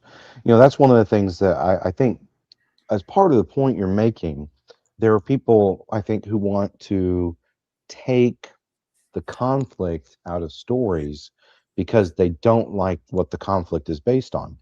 Well, yeah, I don't like slavery either. But what's it gonna what good does it do to bury the idea that slavery ever happened? Right? Exactly. Instead, yes, we live in a modern world where there isn't slavery. So what's a great way for us to not forget it's evil? Well, how about we play games where we depict slavers as bad guys? Yeah. Right? I know this sounds like a revolutionary concept, but that's the idea, and that's the thing. That's why you don't want to whitewash all this stuff. Yeah. Is because no, slavery bad makes guys- me feel bad. Well, that's why you're fighting it. exactly. That's So the reason the story progresses. right, and if you can't handle that, then I mean, and if you can't emotionally handle that, then you need to be You need help. playing something else like Animal Crossing or whatever. Yeah. No, I mean, Gotcha. I'm serious. Yeah, No, yeah. No, you're You right. shouldn't be playing a game that has like adult themes. Yeah. You're and not old conflict. enough to play this Right. game. Yeah, So mentally, that's- you're not old enough. You know, it goes back to the whole warning in the books, which some people say, oh, is that a relic of the satanic panic? No, it's necessary today. It is fucking necessary today. And people just about lost their shit over the cover of Atlantis and the Demon Seas, which was a wonderful homage to the original cover of the Core Rifts book.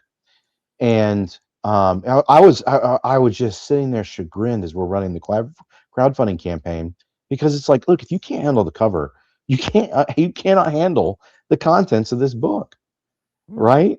It's the book is about demons inhabiting Atlantis, enslaving all humans and eating them and their playthings and all this Torture. terrible shit. Yeah. Exactly. Torture. I mean, like, All kinds yeah, of I mean, they're scum. yeah, it's the original Epstein Island. So, you know, I'm clipping that one. Yeah, that's a clip. All right. so, but I mean, seriously though, and you know what, Paramount, that was very important for them that we had the warning at the beginning of the Turtles book, because it involves guns, it involves violence, and there's a lot of fans of Turtles from 8 to 88, right? And as there should be, I'm glad, right? But we want to make sure that the books are aimed at the right customers, and that the parents or whatever, or grandparents or whoever picks up that book, opens it up, and is like, oh, maybe this isn't for little Jimmy, right? Maybe it's for his older brother, Big Jimmy. So, that's one of the things that it is actually still very relevant today. And I think it's a time tested thing that's going to stay. We've updated the language a little bit. We've updated it to be clear for modern readers and everything. But yeah, this is stuff that Palladium started doing a long time ago, and I don't see why we'll ever stop doing it. Okay. All right. I could have a long discussion on that, and I think it would be fun, but we do have to move on towards the next section, which I will skip forward here because I think we actually kind of covered my next one anyway. To licensed products here, and we'll just kick it off here with TMNT and Robotech became major successes. What did Palladium's approach to license worlds teach the industry about making IPs work at the table? Well, I would hope they would realize that it's being true to the original IP, those characters and those stories. I think, and I've heard people say this, a lot of people foolishly think that just the name, the brand, will attract people to the game. And it's like, yes, that's true. But when they open up the book, the rest of it has to deliver. And you have to think about what the IP is. So, for example, I knew that when TSR back in the day did the Indiana Jones role-playing game, I knew it would tank. Not because I thought they would do a bad job, but simply because the world is too pedestrian compared to D&D and gazillions of other games out there. And you're limited by that one character. I mean, who are you going to play? Everyone's going to want to play Indy. And then who? Short Round? One of his love interests? And that gives you like a whole whopping 4 characters. There's not enough world. There's not enough wow factor. And there's not enough equally cool characters. Even with Turtles, I looked at it and I said, okay, this is a great book. It's great concepts, cool stuff. But what's really going to make this a successful role-playing game is if Kevin Eastman and Peter Laird will allow me to introduce rules where you can create any type of mutant animal. Because that was not part of their original storyline or plan. It's Palladium Books that introduced the idea that you could create any type of mutant animal. And that's because, sure, some people want to play the Turtles or Casey Jones or April O'Neil. But most role players want to play, Fido, the kung fu killer kangaroo or whatever dog, or they want to create their own cool thing. And honestly, I got that inspiration from George Lucas when he was talking about Chewbacca, and who doesn't love a dog? He's basically a big walking dog. And everyone loves, dogs. And I'm like, yeah, let's expand that. Planet of the Apes was really cool and interesting. It's like, let's see what we can do with mutant animals. And we use turtles as a foil. And we make sure that the mutant animals don't overshadow the Ninja Turtles and that world, because that's what people are buying. But how can we make it even more interesting? And we always try to stay really loyal. With Robotech, I tried to stay so loyal to that IP. It wasn't funny, and they didn't. It's the early days of licensing. Even their Bible, because these big companies, you'll get a Bible of what the characters are, and it's like all the major character synopses. But you're like, gee, so is this an autocannon? We don't know. Is this a laser? We don't know. Or even if they said yes, it's an autocannon. It's like, okay, what's the payload? How far does it shoot? They don't know. It's a freaking cartoon. It's anime. It just looks cool, And let's face it, the autocannon blasts look very much like laser cannon blasts because it's just a special effect. They don't know, and so I actually went back and bought at the time, a really high end, like $1,000 video player, VCR player, VCR, so that I could pause the Without show distortion. Yeah. per frame, Yeah. and then I would sit there and count the number of missiles being shot out because they didn't know, and I would take various scenes and count them, and likewise, like there were a few things in Robotech that happened once in the series, and I said if it happens once, it's not official. If it happens more than once, it's official. Wait a minute. Pause. Is that where you came from? The number of missiles that can be dodged and the number of missiles that can't be dodged by watching frame by frame the animation? Absolutely. God damn it.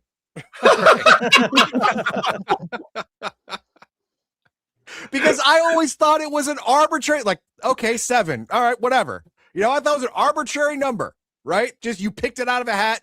Or maybe there was a game mechanic involved, like, oh, earlier or more, less than this, more than this. This is the perfect happy medium. No, it was from the damn show. Yes. Like everyone who got hit with missiles, there was more than this number of missiles. So these number of missiles can't be dodged because everyone gets hit when you fire this many or more. Damn it. All right. I got to rethink a lot of my past now. All right. Well, I mean, on top of, like you said, Indiana Jones, another one I know has been tried at least twice. Doctor Who. Yes. Because you're either going to play the doctor or you're going to be a fine. I'll show up and be the companion. sidekick. That's great. Like nobody wants to do that. So It's too specific. Yeah. Exactly. No, I Well, agree. that's why the Another Strangeness was such a crucial point In the title. for Yeah. the Ninja Turtles book. Yeah, put it in the title. And then, and that's one of the big things with the people ask, what's the difference to the new Redux edition? Well, besides all the updated rules and full color and new gear for the modern gear, there's like 20 new mutant animals because everyone loves mutant animals. So that's what's really cool about that game. And the original writer that wrote it, the original manuscript for TMNT, he took out the Other Strangeness, even though Kevin was told him that was this concept. And I've seen the manuscript, and it's a relic. but yeah, I'm glad Kevin stuck with his guns, or else I maybe never would have played Palladium, right? Because I played Eric Wujcik's TMNT that and Other Strangeness that he developed with Kevin. So, what did those successes change about how publishers and licensors across the spectrum viewed like tabletop RPGs? Basically, what did your success lead into for even other folks? Well, I think it actually led a lot of people to try licenses that did or didn't work. Because the real trick is picking a license that will translate into this medium, and then realizing that you need to be true to that original IP. Because if you're trying to attract the fans of that intellectual property, whatever it is, whether it's Aliens or Star Trek or Ninja Turtles, you have to be true to that source material. You can't suddenly make, Captain Kirk a Romulan, because he isn't, and you can't have weird storylines that break from the continuity of the original, base IP. You want to try to be loyal to that and build on being, what's there and being respectful for that property. That's really crucial. Another great example, and this isn't a poo-poo any of these people, because they gave it a shot. Obviously Indiana Jones came after that, but FASA at one point, they got the He-Man license. Oh, really? Yeah. No one remembers it because it tanked, and part of why it tanked, I think, was just a cover. Because my son, who was like 9, I think he was 6 at the time, 6 or 7 when this game came out. It was a boxed RPG, and I traded with Jordan Wiseman one of my books for it, and because Jordan and I were pals, and I bring it home and he starts laughing. And I'm like, what? He goes, who is that on the cover? He boy? Because they decided to make He-Man look like a 16-year-old. Hmm. And it just didn't look like He-Man from the cartoon. And so right there, it took my son Adam right out of the world, because it just didn't look like He-Man. And they went with sort of a Boris Vallejo looking realism, and that's just not what kids were expecting. And so I think it just they shot themselves in the foot. I don't remember what the rest of the game was, if it was very good or not. I'm sure it was. It was fascinating. They did good stuff. But just that cover alone just took the kids right out of it, and they didn't want to play it. That is unfortunate, because unlike Doctor Who or Indiana Jones, He-Man universe has a menagerie of other characters that you can be around He-Man, but not have to be He-Man. You know, like it. Well, he there- rules entire kingdom, right? You know, and exactly yeah. right. He's going to send or Man at Arms or whatever is going to send smaller groups to do smaller jobs. Guess what? That's you. You know, it'd be easy. And you Yeah, level up, and to maybe make- you save He-Man or help him. Yeah, exactly. You get to hang out with He-Man or rescue Yeah. He-Man or Yeah, She-Ra or the Battle cowardly Cat or whatever, lion gets captured, and you have to go save him so he can be reunited with He-Man. Orca does something stupid again, and you got to bail him out because he's I'm retarded. hanging out with Yes. Orca. We're gonna drink. No, Kevin, we need to get this license. It sounds great, but are you kidding me? Just the cover art went, oh God, gross, and they just put it back. Well, yeah, exactly. That's not the reaction you want from your core demographic. No, right? it is not. And that's the thing is you have to understand your market and who you're making this game for. That it's really critical to have a successful license. Well, and I respect the guys who have done. That's another big trouble IP, because who do you want to play in a Conan RPG? You want to play Conan, maybe Red Sonja. Right. You know, it's just how do you world's very stay away from an IP that names the main character in the name of the IP. Stay away from that. It's probably a good plan. Right. The other thing I'll say is, we're talking about all this stuff, and we're talking about how Palladium influenced other people that want to do IPs. I mean, one of the things that I think Palladium has done really well and very consistently, and we notice it when we get it wrong, is cover. Title and cover are huge. Now you have to deliver, right? It's kind of like when you have a movie poster and then the movie doesn't match the poster. Yes. Right. You have to, I call it the promise of the premise. If you see this, 80s-esque chase action scene, action movie style poster, and then you go see the movie and it doesn't have a chase scene, it doesn't have a good fist fight or two, you're going to be like, what the heck? The movie was nothing like what I wanted to see. Heck, you might have even liked the movie if you didn't see that other poster, but you're disappointed because you went thinking you were going to get one thing and then you got B. You got another. Yeah. Yeah. And so I think that's one of the things that Palladium has done really well, that I think has just brought up the awareness in the industry, is title and cover art can be very important to selling your product. And that's, I think, especially true now with how big crowdfunding is. You really need to nail that concept, or it's really going to hamstring your crowdfunder. If you nail it, people kind of go nuts over it. So, and that's one of the things I realized, because it was I don't know if I've mentioned this before. I think I've talked about this before. I was very surreal when I'd written Empires of Humanity for the Risk for Savage World stuff, and we were doing the crowdfunder, and people were pledging, it was like, it went up to I think a $250,000, and people were pledging all this money for a book, and no one's ever read anything I'd written except for a few people, and Kevin had proofread, and the some of the folks at Pinnacle, obviously, but these fans are lining up to buy this book, and it was my first book, and it kind of freaked me out because, like, what if, Pressure. yeah, what if they don't like what's inside? Okay, I got the cover art right, and we got Aaron J. Riley really knocked it out of the park from the concept I gave him, and we got the title right and stuff like that. But it was just kind of weird, and so yeah, but that's one of those things. I mean, I think everybody's gotten into a Kickstarter, and you end up getting the stuff, and you're like, oh, execution, meh, right? But yeah, it can be very powerful, the cover art and the title. Well, and we blow it sometimes too. So here's a great example. This book.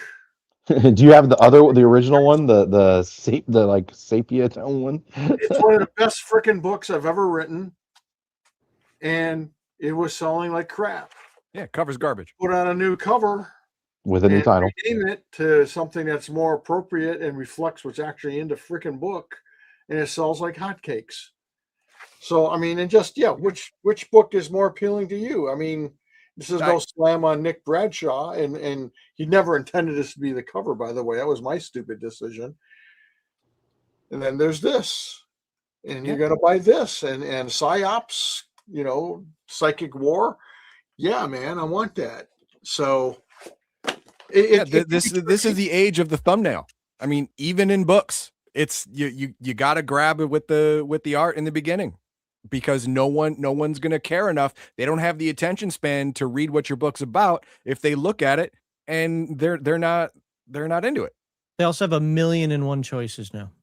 Yeah. Like I would just say that the hobby is inundated. I'll say it because they probably won't. It's beyond saturated. There are too many books out there. Stop writing them, folks. You're not that good.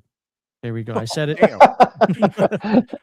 Well, I mean, it's hard to get noticed, right? And that's why we're doing more and more crowdfunding campaigns, because we can do really cool stuff along with the crowdfunder that we couldn't do without knowing the exact number we're going to order from the manufacturer and printers and stuff like that. But also just as hey, it's really exciting. We do some cool stuff and get some attention to it, and yeah, the book sells even better because it got that attention. It's hard to stand out. Even Palladium has a reputation of doing great writing and having some of the best storytelling and plots in the industry. But it's still hard to stand out and get attention. All right. Well, I have 2 questions left. We'll hit some super chats here in a moment. I have 2 questions. I'm going to skip the questions about riffs. Sorry. But so that I'm not wasting everybody's time, I got 2 questions left that I want to ask. And if people beg enough for it, we'll go back to asking the questions about riffs. They've talked about a lot of that stuff before. Before we do that, let's hit some of these super chats here. Where's the last one we read? Oh, that was the last one. So first one here. Is there any art showing was it Arctic aliens helping humans detest or defest? Splugorth. Defeat. I think it's supposed to be defeat Splugorth. Yeah, defeat. Yep. That S should be an A. Yeah. Yes. There we go. There it is. I love it. Love it. Easy answer. Thank you very much for the super chat. The insane UPS driver, aren't they all? Asks, is there any chance of a miniatures army building tabletop game like 40K, even just putting out more models for the copyrighted products for RPGs? We did touch on that earlier. Well, that was a little bit more for just mini. That was rules about the rules. This is more like can we have our Warhammer Gear. 40K or BattleTech or whatever insert? We don't really have any intention of making a competitive tabletop war game at this point. But I mean, we would like, if we're going to provide miniatures and maps and rules for using them, yeah, we'd like to have more ways for you to use them in your ongoing games. So that you can put maybe your heroes in the middle of a big fight or something like that. Yeah, nothing like a competitive war game. And miniatures are really interesting too. I mean, we sold, I would say the miniatures we did with the TMNT Redux edition were very profitable. There was, there's a lot of work behind the scenes to get it done. But that was it. Even with that, it was still profitable. At the same time, we have really good resin miniatures for Rifts, and the sales are very tepid. And so and they're for sale right now on our website, right? And so it's so tepid that we have the 3D files for miniatures that we haven't released because it's like, is it worth it? Yeah. If it's not going to garner enough sales. So, I mean, if you guys are really into minis and you really want to see minis, Rifts minis, go buy the Rifts minis we have right now. I'm going to try and make sure that when we do our next crowdfunding for a Rifts source book, that the miniatures are included. And we're taking another look at, we're getting some quotes on production prices and stuff like that. I know it sounds like a boring answer, but it's a real answer. And so if you see that on our next crowdfunder, then please, if you like minis, buy the minis. Tell your friends who like minis about the minis. We're trying to make sure that we're producing them at a scale that's compatible with your Interest. also the scale of most minis, like from whether it's from Games Workshop or Cool Mini or not, or something like that. We're trying to make sure that we're producing minis on a similar scale, so you could, so if you have a friend that just likes crazy cool minis, they could take these minis and throw them on their tabletop in their, cyberpunk game or whatever they're playing, right? Even if they may not care. Oh, it's a juicer, or it's a coalition soldier or something. They might just, just for there's a lot of people out there, by the way, that just will get cool minis. I've met a lot of them when I was working with Games Workshop. So, but anyways, that's the kind of the long answer to that short question. Okay. The next one I'm gonna have Heathen Dog read. Okay. All right, CPK, thank you very much. $10. Can I play a warlock of the SDF ones to fight the CS? Ask your I can GM. answer that. Sure. Yeah, but should you? I'm sure in Rifts. I mean, Rifts allows everything, right? Yeah, Rifts allows everything. So yeah. I mean, if you could rift the SDF one. I mean, the Macross, the original was written where it was almost written for Palladium Megaverse. It has a dimensional folding engine. It could accidentally go anywhere, right? Anywhere. So yeah, you could take it to SDF1 and then bring it over to Rift's Earth. And we're like, oh crap, we wanted to go back to our Earth. We went to another Earth. Dang it. And then the drive disappeared, because that's happened before. Yeah. And now there you are. Absolutely. And in fact, the SDF, I forget whether it's the SDF1 or the SDF3, appears in the background in a big double-page city spread of Atlantis. It was just kind of thrown in as like a fun thing, but there you go. It's there. There it Can is. it happen? It did happen. It already happened. It's canon. It's art canon. And Law Dog for $20 says people also aren't oh my god, I cannot read. People also aren't encountering books in physical stores where they can flip through them. They're seeing books online, so catchy covers are way more important now. Yeah, I mean, I never would have bought Earth Dawn based on the cover ever in my entire life. It was just on the cover. I would have bypassed that. Well, to be fair, when you got it, it was a pamphlet. Well, yeah, that's true. It was a pamphlet before it was a book. But the point is, I like the game. So I hate, and I'll say it one more time, I hate Earth Dawn art. Okay, Lubinstein, and I'm not a fan. We'll just leave it at that. But I love the world and I love the setting. So, but what Law Dog's point here is yeah, Good if you point. don't have the chance to look at the book and page through it and see if it's a book you want, you look at those covers. That's like, all you know got. what? You know, that PsyOps cover that you showed up, like that looks like something I think I want to add to my game, especially if I'm going to be dealing with some coalition stuff. Well, and it's funny too, because most of the people that are going to be buying that book, they're already fans of Kevin Siembieda. It's not like they doubt, or did they doubt what's in the book? You know, there was a lot of there was different levels too, because some people were confused because of the Manhunters in the title, that it was right. Licensed product back in the 90s. And literally, there were some veterans that I ran. You guys would love these guys. Ran into them at Gen Con, and the one guy turned to his buddy when we said that in what was it? We were doing a panel talk. A panel talk. Sorry, I couldn't think of the word. we're doing a panel talk and we just mentioned that, hey, by the way, this is a different book. And like the one guy told us afterwards, he's like, he turned to his buddy, he's like, hey, we have to go back to the Palladium booth. I gotta pick up that book, right? Because once the confusion was allayed, he realized he needed the book. But I just make that point because, yeah, the cover is still and the title are still super important, even if people already know it's going to have great writing. Yeah, I mean, Written by one of think of it this their way. favorite writers, right? Your grandmother, who loves you and you know can cook, she has 2 cupcakes that she says, choose one, the other one's for your sister, right? One of them has sprinkles and chocolate frosting and it looks good. The other one has what looks suspiciously like a number 2 on top, but you know it's just frosting modeled in a bad way.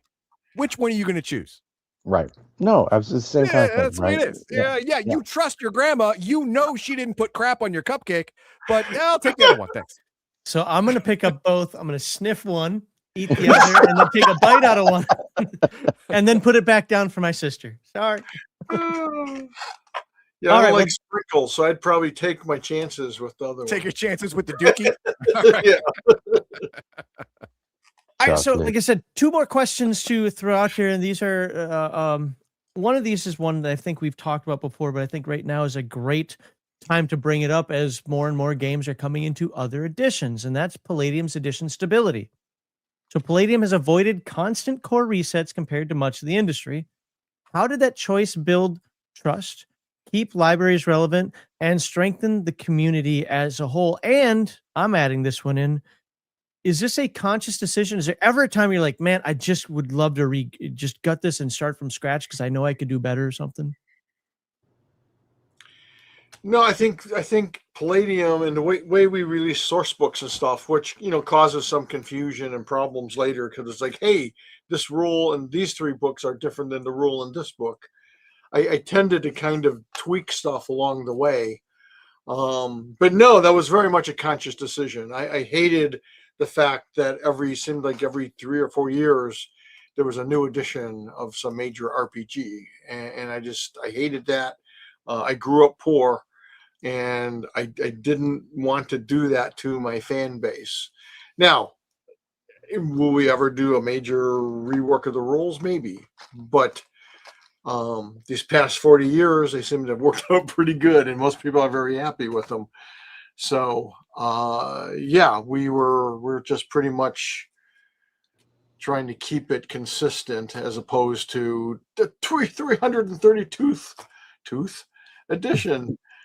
Well, it's just why. I mean, and a lot of the foundation of the rules are really strong and people love them. So, can some of it use some improvements or clarifications? Sure, and you see some of that in in the Redux. Turtle Redux editions. Yeah, at the same time, if you want to grab the old After the Bomb source books and stuff like that and use it with the new Turtles Redux edition, you can. You just kind of, again, we've had this conversation before on the channel. You just want to make sure that you use the TMNT Redux as your core. Or if you want to take the TMNT Redux, I've had people asking, oh, can I use this with Rifts? Can I use this with Fantasy? Sure. Just make sure that if you're going to do that, like one guy just asked this the other day, right before I got sick, on Facebook. So I just saw the comment recently, but it was like, hey, well, but the cloth armor in Fantasy has this AR, and I'm like, no, use the Redux AR first. So any of the Redux weapons and stuff like that, and armor and shields, like use that first for whatever setting you're in, right? And then do your conversions or convert over other material. But you'll need to do that. You'll need to take a look at something and say, oh, this, I don't know, there's probably some weapon in Palladium Fantasy, right, that isn't in the Turtles Redux, and you'll need to take a look and see how it compares to the other melee weapons and stuff like that, or shields. So, but the it's like with the Rift's Ultimate Edition, I think that was one of the things that it did really well, is it updated the book and a lot of the presentation of different characters and stuff, but was still compatible with all the books that came before. So one of the big things that we want to do as we're moving forward with anything is our number one consideration is hey, is this going to be, does this fit the rest of the supplements and the core book in this game line, or is it easy to make a transition, right? And so it's something I was working on, and we've already talked about this publicly. I mean, I've switched over to Bestiary 2, finishing that up, but I got pretty far along in reconstructing from the manuscripts and stuff that we had, and then ordering all the art for Cast Earth First Responders. And so some of the stuff in the book that was originally written, though, was just adding all these skills that the core book didn't have, and I don't think it really needed it. So that's part of making sure that you're keeping things in harmony and making sure that your source books are still serving the core rule book as it's currently presented, right? That's really important, right? Hey, wouldn't it be really weird if we came out with some book that was for Palladium Fantasy, but it was full color, used completely different fonts, organized all the character stats in a completely different way. And it was everybody like, well, it was like, hey, here's your full color Palladium Fantasy source book. And everybody be like, what the heck is this? It doesn't match any of the other stuff. Like, I'm having a hard time just visually using it, right? So you want to make sure that all this stuff is done in an organized manner. Yeah, the easiest way to possibly alienate your fan base is to turn all the books they've already bought into trash. Like 100 some books, and like, yep, can't use that anymore. Yeah, right. Well, at the same time, I mean, but there's a fine line too, right? Because there is value that you can add with updates, like with the Island at the Edge of the World, right? Where there is the new edition updates, but there's also the art has been updated by Jeremy Colwell, a really top-notch colorist and an inker from the comic book industry, with all types of new maps and other stuff as well. So it really takes. So again, this is part of the Palladium approach. It's not just did we update the text and the rules. We're updating the art and the other levels of the presentation at the same time, and that's how you need to do it, right? Because there is value to updates, but you don't want to make anything else garbage. Yeah, exactly. Except for your first edition of Island of the Edge of the World, just throw that in the incinerator now. Wow. So what's the hardest part of improving a system without rebooting it? Hardest part of what? Of improving the system or adding to it, as time, you've all admitted, as time goes on, you've clarified things, you've added things, whatever. What's the hardest part of that without rebooting it as things get more, I don't want to say convoluted, but bigger and bigger and bigger? And like, we get into Discord, arguments all the time where I'll point out a rule and somebody like, no, it's not, it's this one. Be like, well, I don't do Rifts as my first point. And I never will. I do Heroes Unlimited. I do an SDC game as my first point because that's what I tend to run and play. And, I wouldn't call them inconsistencies, but there are things that are in Rifts that are not in Heroes Unlimited and vice versa. So when it comes to, as these games get bigger or get more of them, what is the most difficult part in making sure that you're not rebooting the system, just saying, screw, we got to scrap it all and start again? Well, I think it's a matter of looking at what you think could use clarification and improvement as opposed to destroy it all and go with something completely new. I think a lot of companies, let's face it, the D&D books are a great example. They've gone through some pretty extreme changes over the decades, especially 4th edition.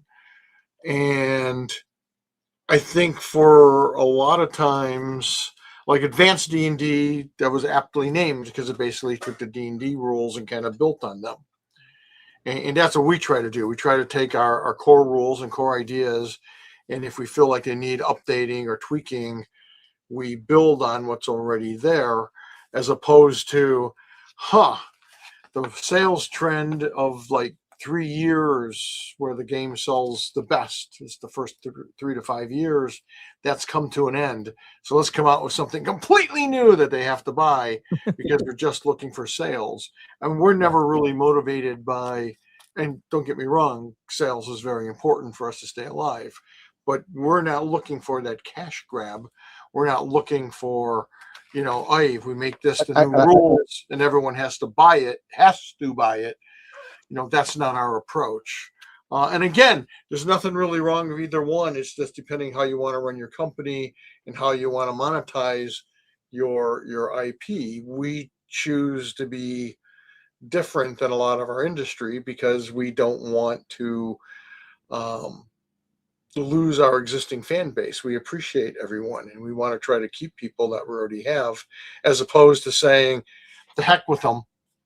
We're going to get a whole new audience and all these new sales. Whoever we lose, it doesn't matter because we'll be getting enough new people. That's not our way of approaching games.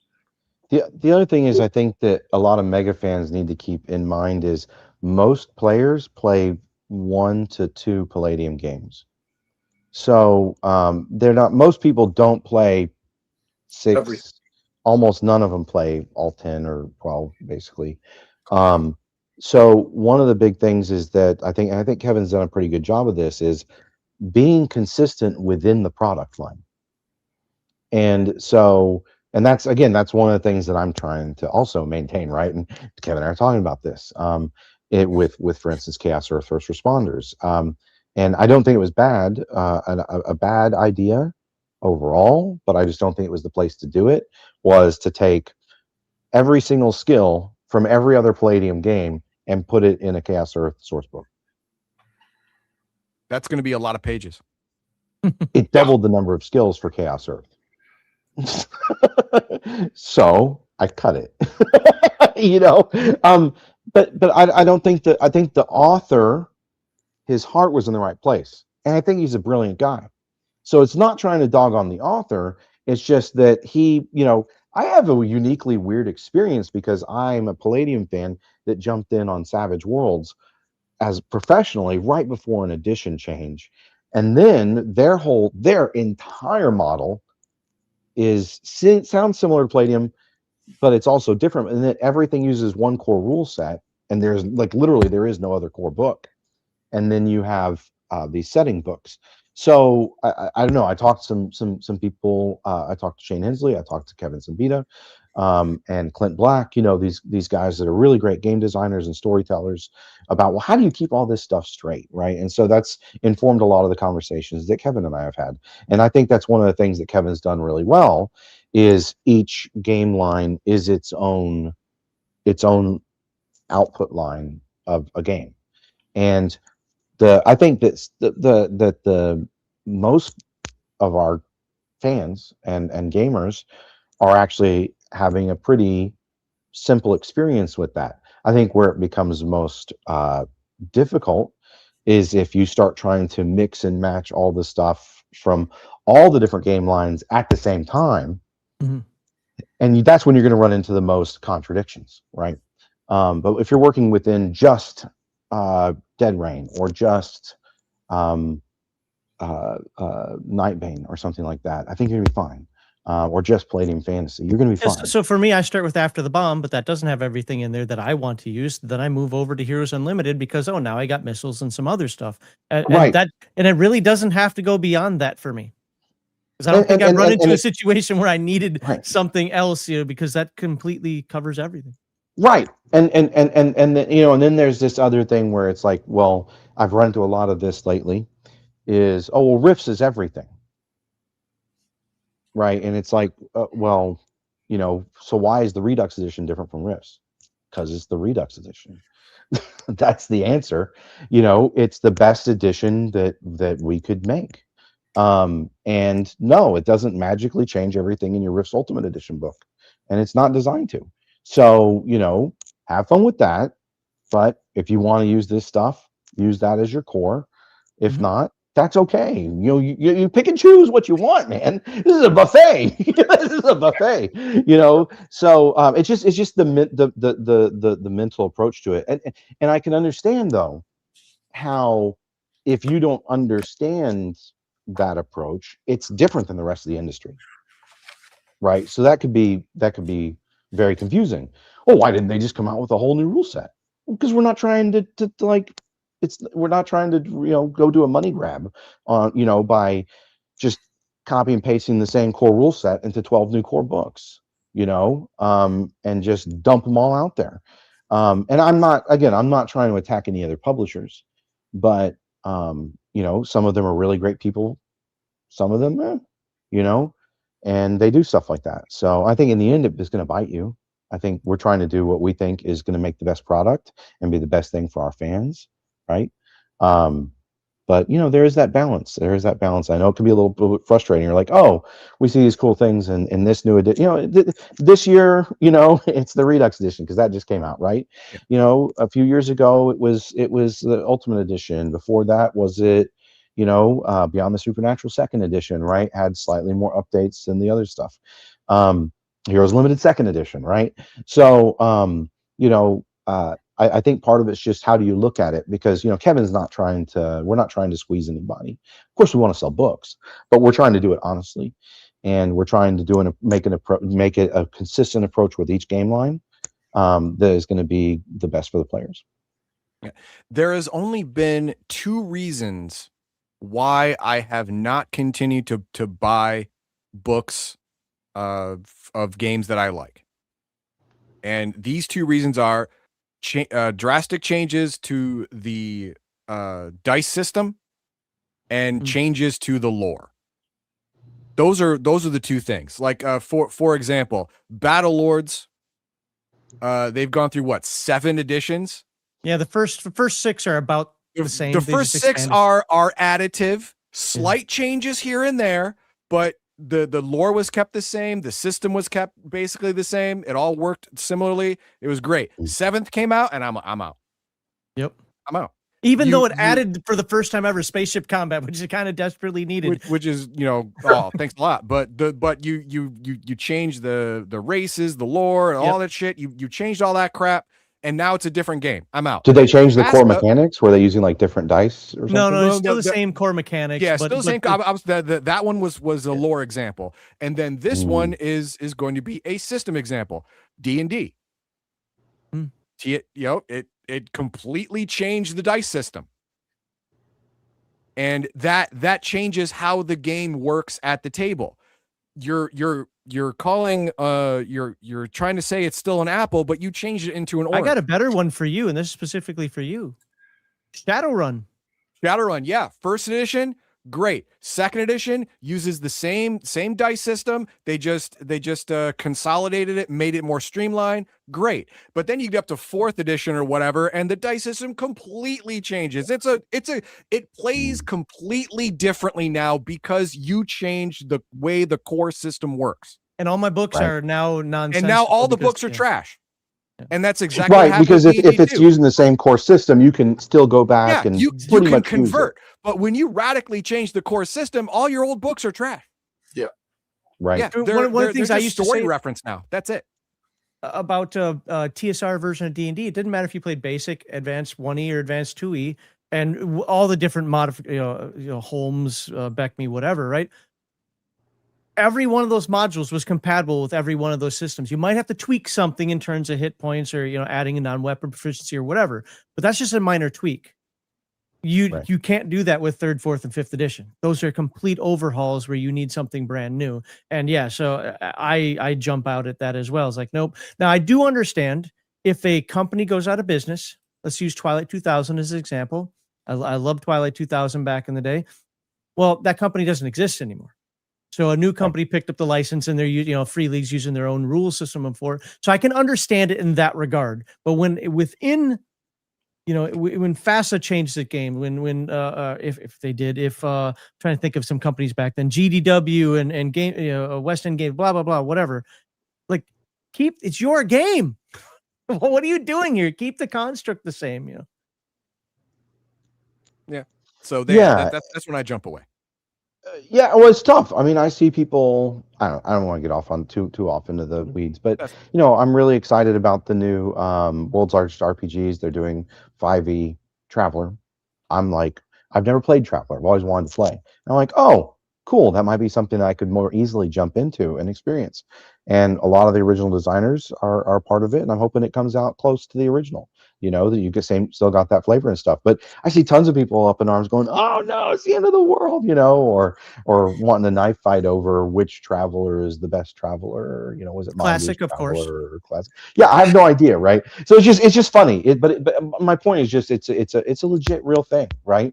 Yep. And and there's some people that are going to be happy, and there's some people that some people that are going to hate anything you do, right? Even if you can 95% of people are going to like something, there's going to be some that don't like it for whatever reason. And that's inevitable. You just try and make sure that you capture the biggest group of the people that you can, especially when you have a pre-existing fan base, right? And make sure that everybody can move forward together and have fun.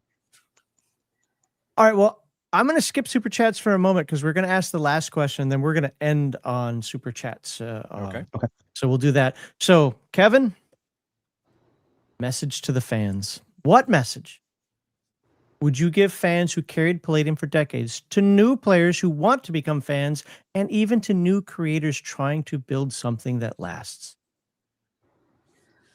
That's not an easy question. I That's know. a really That's hard why it was last. We gave you all the softball ones earlier.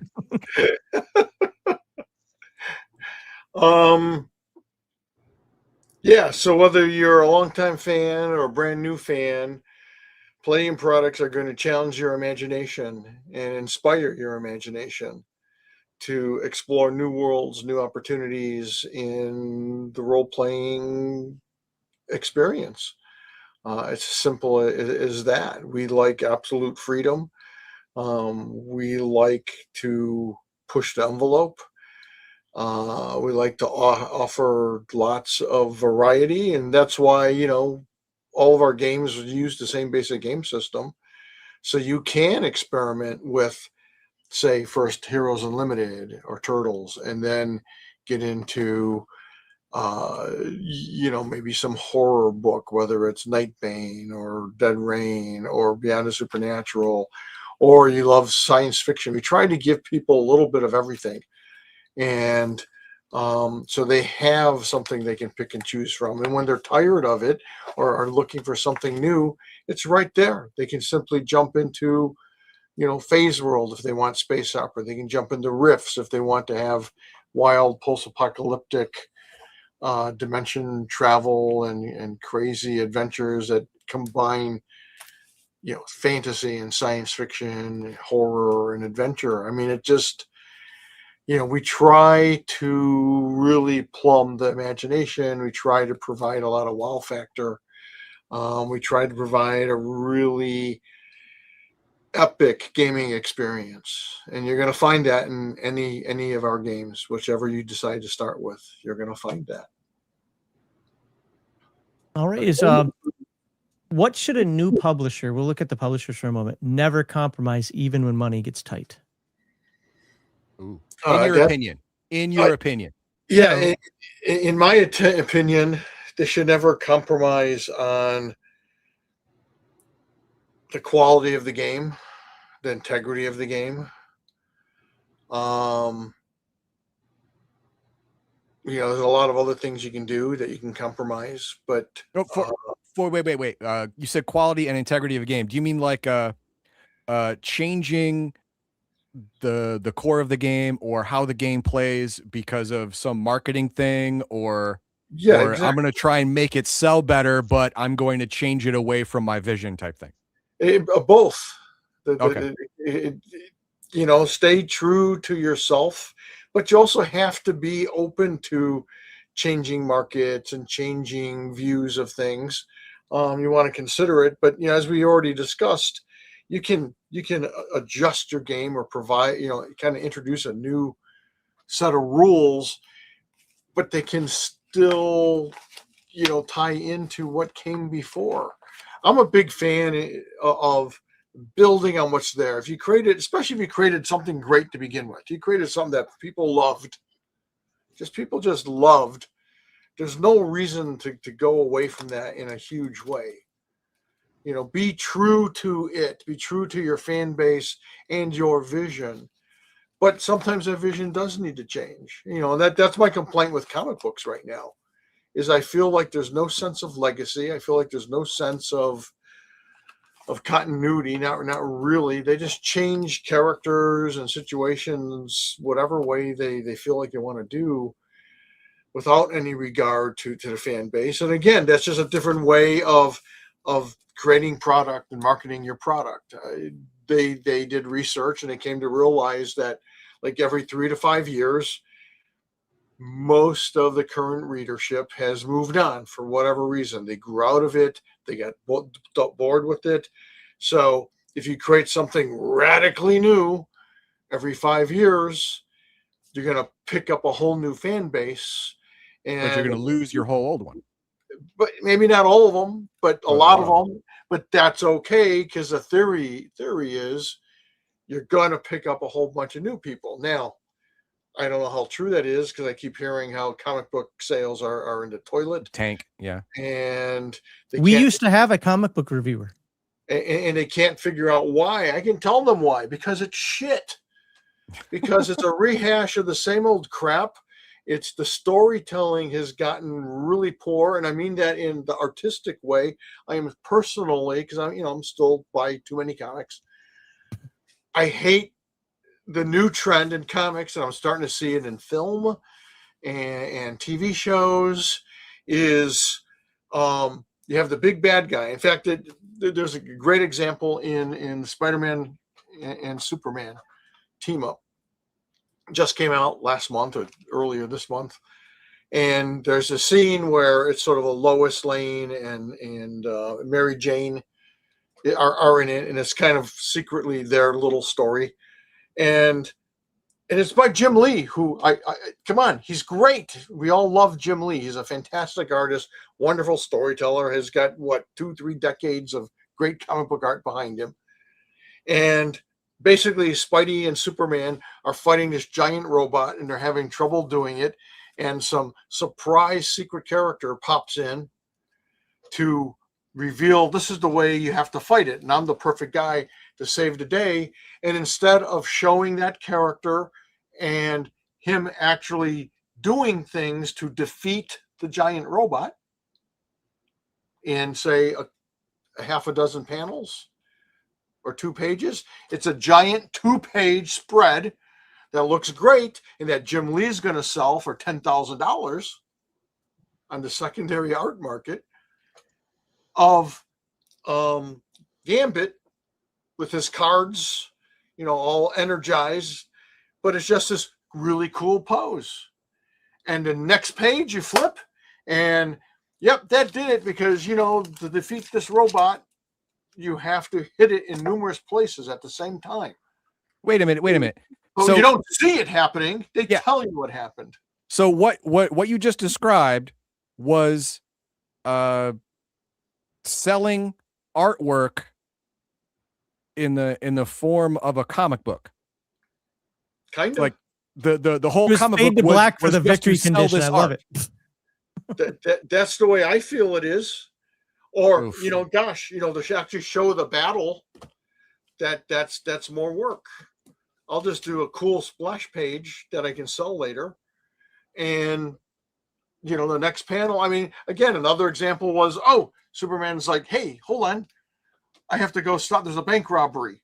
And you see him fly off, and you flip the page, and the next panel is him holding the 3 bad guys, the bank robbers. Well, I would kind of like to see him, even though we've seen it a million times, I'd like to see him land and stop the car and grab these guys and give me my pow, my bam, my zap. Yes, thank you. Absolutely. And maybe I'm just too old school. I just hate that. I also hate the comics where the whole issue or 3/4 of the issue is the comic book characters just sitting in a restaurant talking. And, once in a while that may work and may be appropriate, but all the flipping time, I don't think so. Yeah. And I miss the storytelling. Now, there's some comics that still do it. I find myself buying more and more independent comics, more IDW, more Image. The Ghost Machine comics, I think, are freaking amazing because the art's wonderful, the storytelling's wonderful. They don't take those kind of shortcuts. I'm really enjoying everything. I just turned JM DeFoggy, the guy who does our videos for our YouTube channel, onto them, and him and his 12 or 14-year-old son are going crazy over those books because the art's beautiful and the storytelling's beautiful. The characters have real character. It's not snarky. It's not, let's cram in, a ton of crap that we don't care about. It's not corporate. I think that's part of it too. Sometimes it's just when corporations get involved, it's all about the bottom line and them imposing what they think will sell as opposed to good storytelling. They don't just, I remember when, and I don't mean that you got me on my soapbox here. Sorry. Yeah. When don't worry, I'm going to try and bring it back. When Dark Knight, the movie, came out, and it was this massive success. And I remember people saying it was just a fluke. It was because the guy playing the Joker died, and so it brought a lot of attention. And it's like, no, because it's a strong freaking story. There's consequences, and it's a great damn story with great acting and great directing. This is why it's hugely popular. It wasn't just the story. It was that all of the characters had very well laid out belief system. Everyone believed they were doing the right thing. Everyone believed that they were righteous. And the way it was explained, you can understand why they think that. You understand the Joker. You may not like him, you may not agree with him, but you get it. You understand Batman. You understand Chief Gordon. You understand all these characters. They're well-written inside the story, and you get it. And that is what I'm going to try to bring us back to what we were talking about. Is that quality and integrity, quality and integrity of your product must remain sacred. You have to keep that. Never give that up, no matter how much money you think you're going to make by changing it, because what you're going to do is actually shoot yourself in the foot later. Yeah, you may make more money, but guess what? Now you have to do a job that you don't love as much anymore because you had to change your product away from what you wanted it to be. So you just put yourself in a working hell. Now you're the guy who hates his job. But also, he can't walk away because he's making too much money. How's that chasing the money actually working out for folks right now? D&D's crashing. Comic books have been crashing for a while. Like how is that actually working? I think personally, without getting too weird here, I think there's just too many agendas, we'll just say, in this stuff right now. Instead of making decent stories, it's let me proselytize something, whatever that happens to be. Yes. Yeah, the more comfortable you try and make the viewer or the user, when you're trying to make stories of conflict, the more comfortable you try and make your players or readers, the less intriguing the stories are going to be, because conflict drives stories. Bad things create animus for heroes to emerge. If you eliminate bad things, there's no need for a hero anymore to fight those bad things. The struggle is real. Yeah, the struggle has to be real, or the hero isn't going to appear. And the story isn't real, and the characters aren't real. Yeah, everything's going to suck. The conflict is real. So that's the thing with a lot of these comics, they bring back the characters so often, or they put them in jeopardy, but it's so contrived, is that the conflict no longer has real meaning, right? Because there's going to be inconvenience to get out of it, or it has no true consequences. No. You're not fighting evil anymore. You're fighting a mild inconvenience, and you're supposed to enjoy the story. I don't get it. For me, Game of Thrones was a little too liberally dismissive of its characters. You have a beloved character and you kill them, and you're afraid to love any of these characters because they could die next episode. Hell, they could die, in the next 2 minutes. But at least there was real consequence and real drama there. And if conflict, there's yeah. never any real consequences, who cares? And also, just as a money grab, it has to be. And I was happy that DC wasn't doing it, but now they're starting to do it. Marvel has just gone berserk. Every flippin' character in their library is getting their own #1 or miniseries, and it's like, we don't need every character to get a first issue or a miniseries or an ongoing Some series. people are supporting characters. That's what they were built on. I mean, half the characters in the Marvel and DC universe were created as a supporting character, or maybe even a one-time deal for a small miniseries, and that was it. And you're trying to make them into something they're not. How main dare you character. take my Squirrel Girl from me? I'm sorry, man. Squirrel Girl needs to go back to her tree. All I don't right? even know Squirrel Girl is. I just know the name.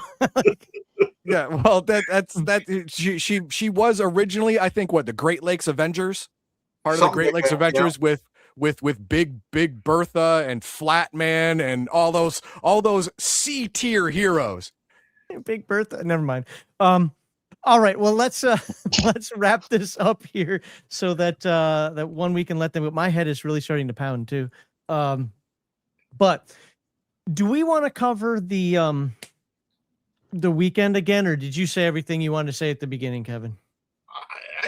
I just want to say, look, it's going to be fun. The whole idea is to get together and just have sort of a conversation like we do when we come on your show. We can just sit around and talk about whatever comes into our heads. I can answer questions that the fans have. We can talk about our past, our current plans, our future plans, and just sort of have a nice, easygoing, fun weekend. We're also giving away some stuff, and there's still tickets. It's this weekend. It's this Friday and Saturday. And it was inspired by the fact that the Detroit Historical Museum did a flippin' exhibit on Palladium Books. So my thought was, go to the museum in the morning, come hang out with us in the afternoon and evening on Friday and Saturday next week, April 24th and 25th. And let's just have some fun like we are here, but in person, if you can make it. And it's only $20 to come, and that's just to cover incidentals, like, Right. I have to rent chairs and some tables. Just real quickly, I think I know the answer to this already, but that's $20 total. It's not $20 per day, right? $20 total, whether you come for one or both days. Good, Yeah, because so when I get his if you're invoice, I don't need. Yeah, if you're working on Friday and you're not going to be able to get there until after work, well, the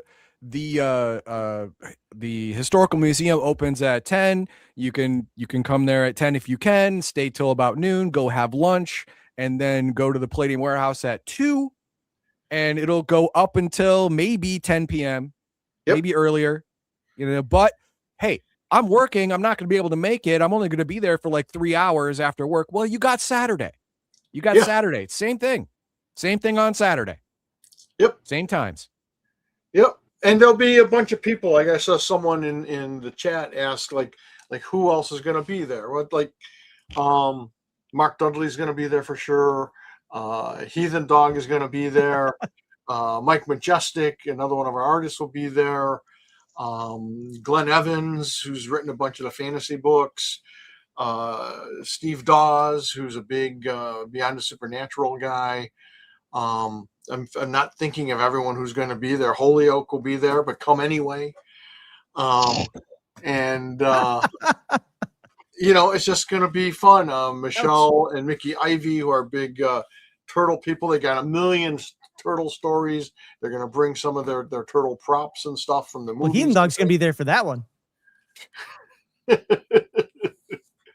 It's just going to be sort of a fun thing with whoever shows up. I've invited Jolly Blackburn. He doesn't know if he can make it or not. Ramon was going to come, but then he realized he had another family conflict. He had to be at this family. I'm really glad you finished that sentence, because if it was, he realized he had another family.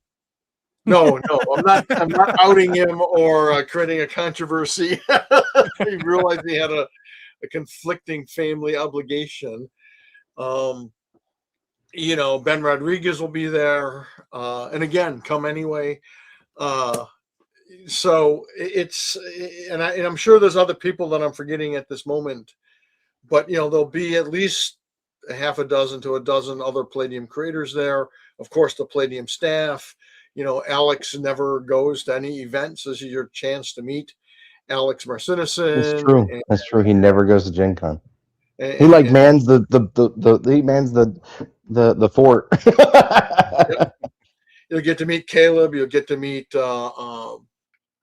Wayne Smith. They're all good people. They're all fun. So, and it's just like, let's just come and hang out. It's a hangout. Let's just hang out and have fun. I need to make sure Wayne is okay after how quickly he got me that first edition Palladium book. I don't know what you did to threaten him on that one, but I made up stories on each one of the videos to make sure that people knew. But that was awesome. So thank you, Wayne. I can't They're remember all what good guys, and we're just looking to have a good conversation and fun. And Sean would be there, except he's traveling. Actually, I will be there. Do you have a giant TV you're going to Skype us on? No, I have a ticket on Tuesday. Oh, look at that. Are you serious? Yeah, I'm not going to miss it, buddy. Really? Look at that. Yeah. Sean will be there. I had no idea. Oh, I well guess- then. Yeah, I was Well, going then to this surprise is you, moot. but Yeah, because Yeah, we were going to milk Kevin. You weren't there to stop him, and we were going to get him to dump all the secrets, and now he's got a bouncer. Damn it. I don't know. There's been a number of times where he's like, Kev, should we say something? And I'm like, no. No, you said no. it's kind of an inside joke at this point, but well, it's but it's interesting though. We get asked these questions sometimes, and it's like, well, how do I answer it? I don't know.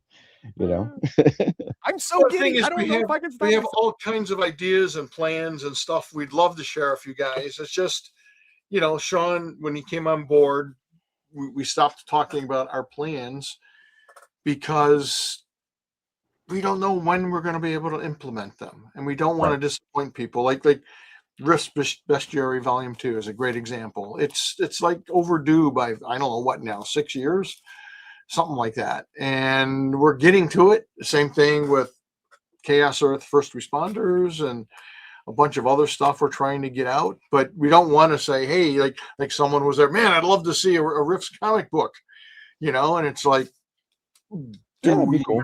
Yeah, say you and me both, brother. we would love to have one too. Are we doing one? No. But do we know people who want to do one? Yes. And will they ever do it? I don't know. So we're not going to tell you that, but I just did. Yeah, we got to have signed contracts. We got to have stuff send out to the fans before we make any announcements of anything new. So, yeah, because Kevin will be busy for the next 6 to 10 years, just finishing all the books that he's announced that only he can write. If Kevin should write, what is it? Expeditions, Sloth Expeditions. Kevin should finish Beyond Arcanum. Yeah, and Poems Grotesque, which Yep. it needs to be written simultaneously, and also Rift's Antarctica, which by the way is a very advanced stage of production, but it's just like, yeah, there's a lot of stuff going on, and we're trying to juggle it all. We're a small, tight-knit team trying to do the best we can. So that's again why we don't want to get ahead of anything by announcing stuff. It's like, and people, even if you say this isn't going to be out for the next 5 years, people are, why isn't it out today?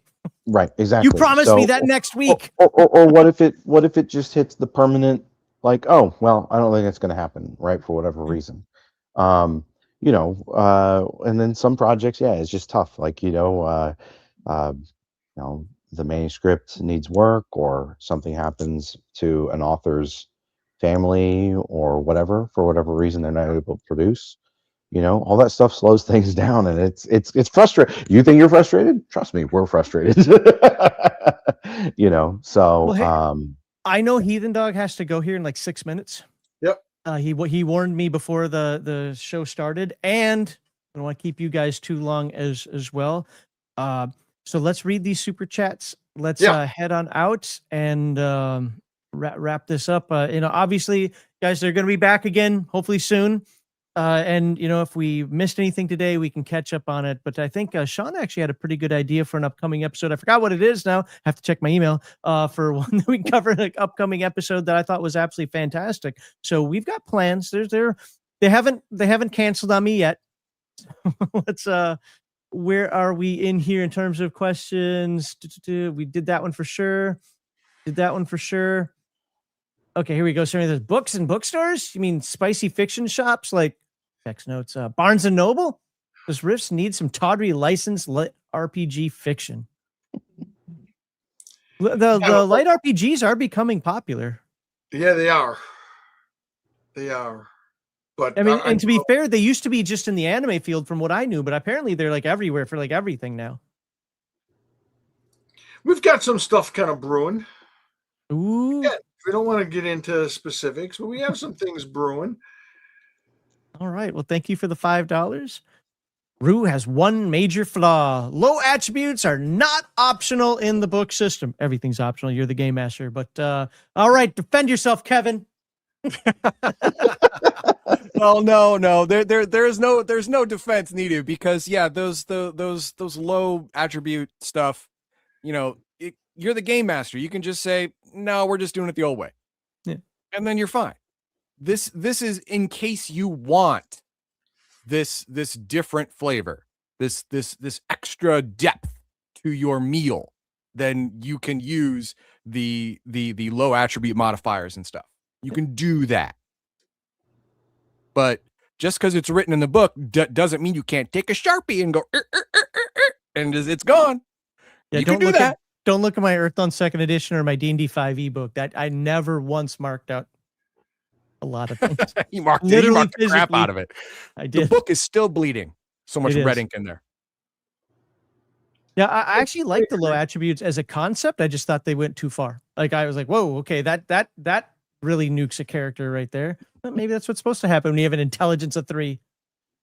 Yeah, you're supposed to be actually retarded. You are. I mean, 30. So IQ 30. You're like, Really bad. you're not functional human being with IQ of 30. You're really not functional. So, yeah. And I just found most people don't play with the low attributes. It's just a matter of reality. No one wants to be deficient. You're playing basically a superhero of some sort. Oh, well, see the on stream in the Rifts game that Max and I played with some people on stream. I played a guy with a 5 IQ. I played him. He was a former soldier, and he relied on his training. Yep. He only knew his training. That was it. Everything else was like, I don't know. And how to embezzle. I agree. Personally, I like characters that have weaknesses. Not every character should have, all my stats fall between 17 and 28. It's like, okay, but if you have a weakness, you have to learn ways to compensate for it. Yeah. Or it creates fun role-playing situations.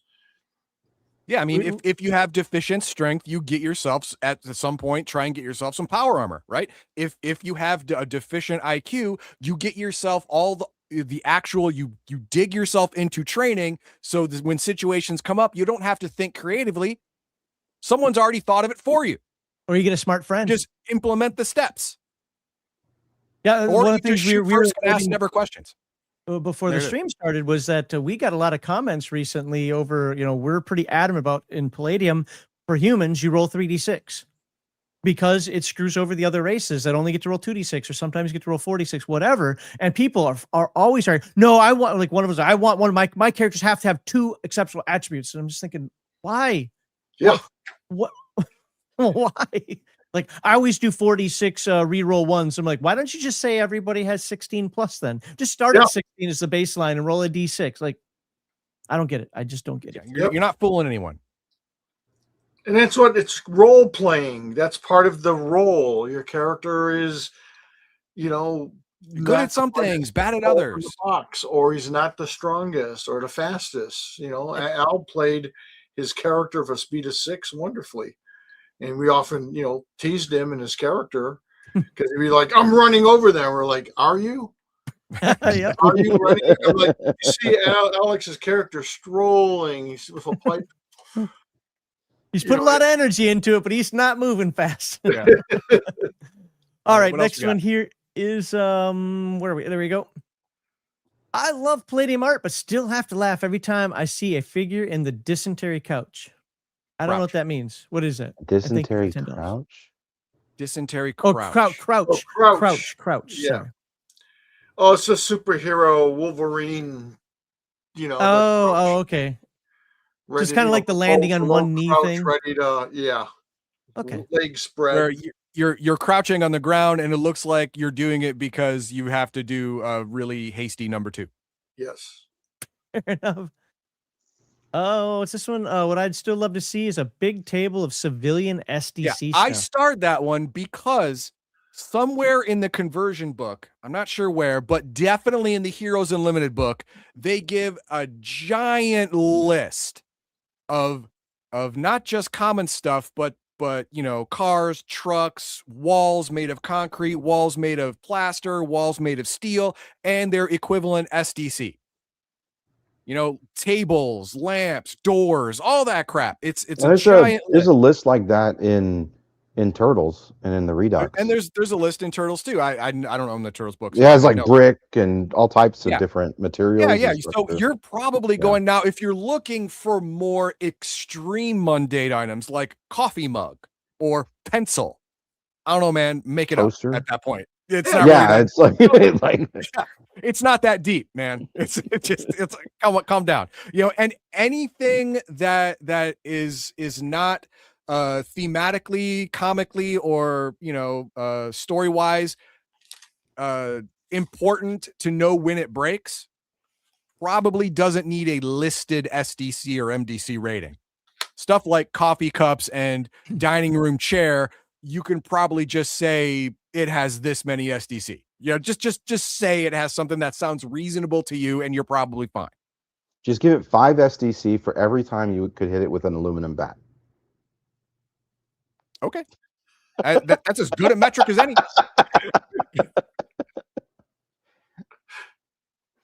I'm sorry. 1 second. Oh, he's typing something. Yeah, He's I yelling at somebody. completely borked that last sentence there. My brain is not working right now. All right, so the next one on here we have is that has anyone ever proposed a Palladium-based board game? This is like a third time today. What happened with it? Would you be open to such proposals? Tons of people have pitched them. Yes. One was canceled. Carmen Belair's Rifts board game was canceled. Yep. And will we be open to a pitch? Do you want the real, honest answer? Of course, we like honesty here. This Especially goes since for it's, anything. since There's it's Brian, tell him to shut his wanna pie hole. anything you want to pitch to us. Do But it's something gotta be else good. successful. Do Real something good. else successful first. Yeah. And Have a I- resume is basically what he's saying. Yeah, and I mean, Yeah. I hate to say that because but we do have outlets for that for writers and artists. We do have the Rifter, right? For anything else, though, you really have to show your homework and show that you can do it. And one of the things with Phase World, the Savage Phase World Kickstarter that's going right now, over $60,000. That would be a lot of people's dream, right? Here in the chat to have an RPG that's that well, that's that well funded. Brandon talked to us a number of years ago, right after I joined Palladium, and we said, "Hey, we really like what you're doing. Get out some of those good products, and let's have another conversation." And we've talked to other people that have been interested in working with Palladium on all different types of products, and it really comes down to it. Deliver something first. Especially if it's outside the writing and the graphic art domain, you got to deliver something else first, and then come to us. What's the next one on here? I kind of screwed up. I got to go back here. And by the way, we're not focused on tabletop games or board games. Just FYI, Palladium Books. So it's got to be real good. Yeah, it would have to be really, really good. Yeah. And there are people out there, if that Can make they've a really made good some game. really great board games. There's, there are other conversations that might happen in the near future. There's all types of conversation happening behind the scenes, by the way. Well, So, any good just keep business that in does mind. that, right? You're always brainstorming something. Yep. All right, Or William evaluating Sonova proposals. says, okay, maybe a DM megaversal guide to the skills. I hate hearing about this. I understand why I keep hearing about this, but I don't like hearing about this. Like everyone's like, oh, there's so many skills throughout all the megaverse. Why can't we just put them all in one place? Because the skills are going to work differently depending on the system they're in. Carpentry in Palladium Fantasy is going to work drastically different than carpentry in Heroes Unlimited or in Beyond the Supernatural. There's different techniques, there's different training types, there's different skill levels, there's different tools. It's going to work differently. So you can't have one skill work for all genres of Palladium games because inherently that idea is flawed. Well, also, we've talked about this before. Some skills are meant for the NPCs that are in the book because you get the broad skill of, say, biology, but we want to really focus on the fact that this guy's a botanist. So we're going to dive into botany more, where you might not need that as a character. It's not necessarily there, but at least, Kevin, correct me if I'm wrong in this, the way you explained it before, is like, but it's in the book for the people who might want to use it. But it isn't necessary for, hold on, I have was it firearms, bullet making 9mm. Like, you don't need all of that. Okay. Just, you have the firearm skill. And from there, if it makes sense for the game master to say you can do it, you do it. If not, you don't. Like, it's this weird simulationist that sometimes I get into as well, that people feel that they need, when no, you could just, you've got the physics skill. You're good. You know about physics. That means you understand a bit of astronomy and you understand the facets of how the universe works and thermodynamics and whatever else. You don't have to dive into each one of those individually just because that NPC focuses on, I Quantum know mechanics. yeah, exactly. Like, I don't know. I get the question because I used to have it for years as well. But after Kevin's explained it a couple of times, Kevin, was I right, wrong, otherwise on that? No, that's correct. Yeah, it's like I talked about earlier. The skill list, like, there's a reason we don't want to just add 40 skills or 80 skills to Chaos Earth in a source book. It's the same reason we wouldn't. I mean, what's the point? It would just be a reprint.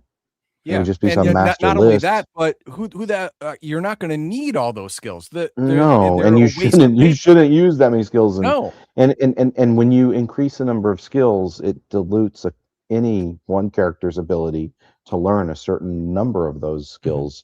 And then other ones are just going to fall by the wayside because, like carpentry, maybe unless you're like in Mexico fighting vampires all the time and making all types of elaborate punji traps or something like that, then there's certain skills that are just going to be useless in that setting, and that's going to be actually a detriment to most players out beside the game master, especially new players, because they're not going to know which ones are useless. Yeah, I mean, right. So then it becomes a system knowledge issue that's going to make a whole bunch of characters shitty. yeah. Everyone thinks more stuff is better. Okay, a list of 280 skills. You have every skill possible in this book. Sounds great. You have amazing possibilities for combination and diversity. Great. You just increase character generation by 3 hours. Good job. Well, you also, and I think with Sean, I'm sorry, Kevin. No, I was going to say, you just described Chivalry and Sorcery, which was a game that came out, and it looked cool. It was a D&D-esque game, except there was so much detail. It was unplayable. Yeah. Well, here's the other question. You're going to spend what 3 are days. What are you going to do with the list? There's no game that has characters based off of that skill list. No. Yeah. Right. So if you're playing Heroes Unlimited, all the OCC skills are not going to include 2/3 of your master list. Right. Well, right? and then you also So what that means is hold- you've just got what, an extra 80 secondary skills. Yeah. Yeah. Do you see what I'm saying? Okay. Because none of the characters in the game, in any of the source books, are going to have those skills. Yeah. So it's. Sorry, I'm not trying to talk down. I think Oh, it's no, a, no, it's no. an You're interesting absolutely question, right. You're I'm not trying to you're- talk down. I think it's an interesting question, but when you really start to step through it logically, you're like, well, what's the point? Yeah. There's the thing you have to understand is a game is actually a very holistic product, Mhm. right? You can't just go throw in a skill list from all the other games that share the same core rules. It's not going to be any fun. You would need to make that skill list and then reboot every game using that skill list. It'd be crazy. The one hack other every the game using other that skill the list. literal other side of that I've run into is the fact like, oh well, you have automotive mechanic a carburetor, but you don't have fuel injector, so you can't fix it. So like, can we just Well, and that's the trick with basic mechanics, auto mechanics. Yeah. Oh, my guy who has auto mechanics can't fix the toaster. The guy that has that fixes the toaster, can he fix the door handle? I don't, you know what I mean? So that's No, I mean, I think it's a good GM call to be like, look, okay, you understand mechanics generally speaking. Here's a minus 20%, whatever. But and what that's the ends up intention as happening though written, is right? it gets so pedantic. Well, you didn't take the 17 different forms of auto. You didn't take diesel mechanics. Sorry, so you're not fixing any trucks. And I was like, okay, let's not dive that deeply into it. Auto Right. mechanics is auto mechanics. Yeah, and then the other thing is, of course, is like how often is a skill going to come up in a game? Yeah. So, for instance, just of using a different system as an example, when I created the Atlantean race for Rifts for Savage Worlds, they can use there's a common knowledge skill. Savage Worlds has a very short skill list, and a common knowledge skill, and Atlanteans can use that to control dimensional pyramids. How many points did that cost in the build points for the character? 0. I bet people play tons of campaigns and the character, an Atlantean never gets to use that skill once in that application, right? So now, if you were on a certain like super mega dimensional happening campaign and there was lots of, you're constantly going to stuff like that, that'd be really cool. But it's really more about the character's background and not that they can use that as a common skill. So just to throw that out there, there's also, how much value does it have within the of utility within the game, and that is being run by the game master. If something is very niche, you can make it innate for a certain character, and then you're not overbalancing or underbalancing anything because this isn't going to come up a lot. But when it does, you got it in your pocket. And lucky for you, it was free. Good job. Just remember, these are games based on a cinematic experience. They're not life simulators. Right. All right. So let's go. Again, no hate on anybody that likes more skills. You know what I mean? The reason why we spent this much time on it is because this comes up all the time. This isn't a knock on Williams Sonova at all. This is like people always are asking for this.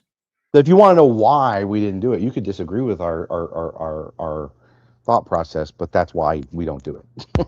Yeah. All right. Next comment is CPK for $5. Thank you very much. The 7th edition Battlelords 23rd Century Lore History Change went politically correct. That's to say it mildly. We were talking earlier about bioessentialism and so forth. A lot of the bioessentialism of these literally alien races were removed and kind of put as like side notes in the back of the book. Exactly. They no longer had any fundamental impact on how you played the character.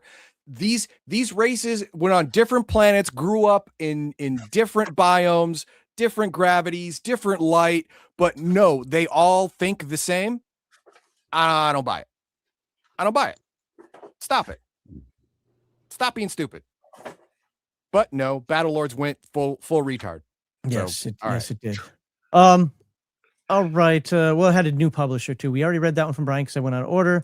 Says a Rifts monthly comic book would be out of this world. That's actually not a bad idea. It would be. It would be. And it is out of this world because it doesn't exist.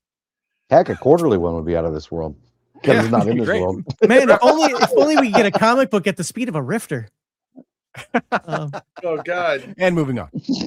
Moving on. There you go. I'm not going to make any following jokes. See either. Mondo Hand says, my 10-year-old nephew saw my Eastern Territory book, my table, was in awe of the cover art. Now he's in love with playing Palladium Fantasy. The amazing art opened the door for a new generation. Nice. Very cool. And I'll tell you what, after reading through first edition, I now understand why people like it better.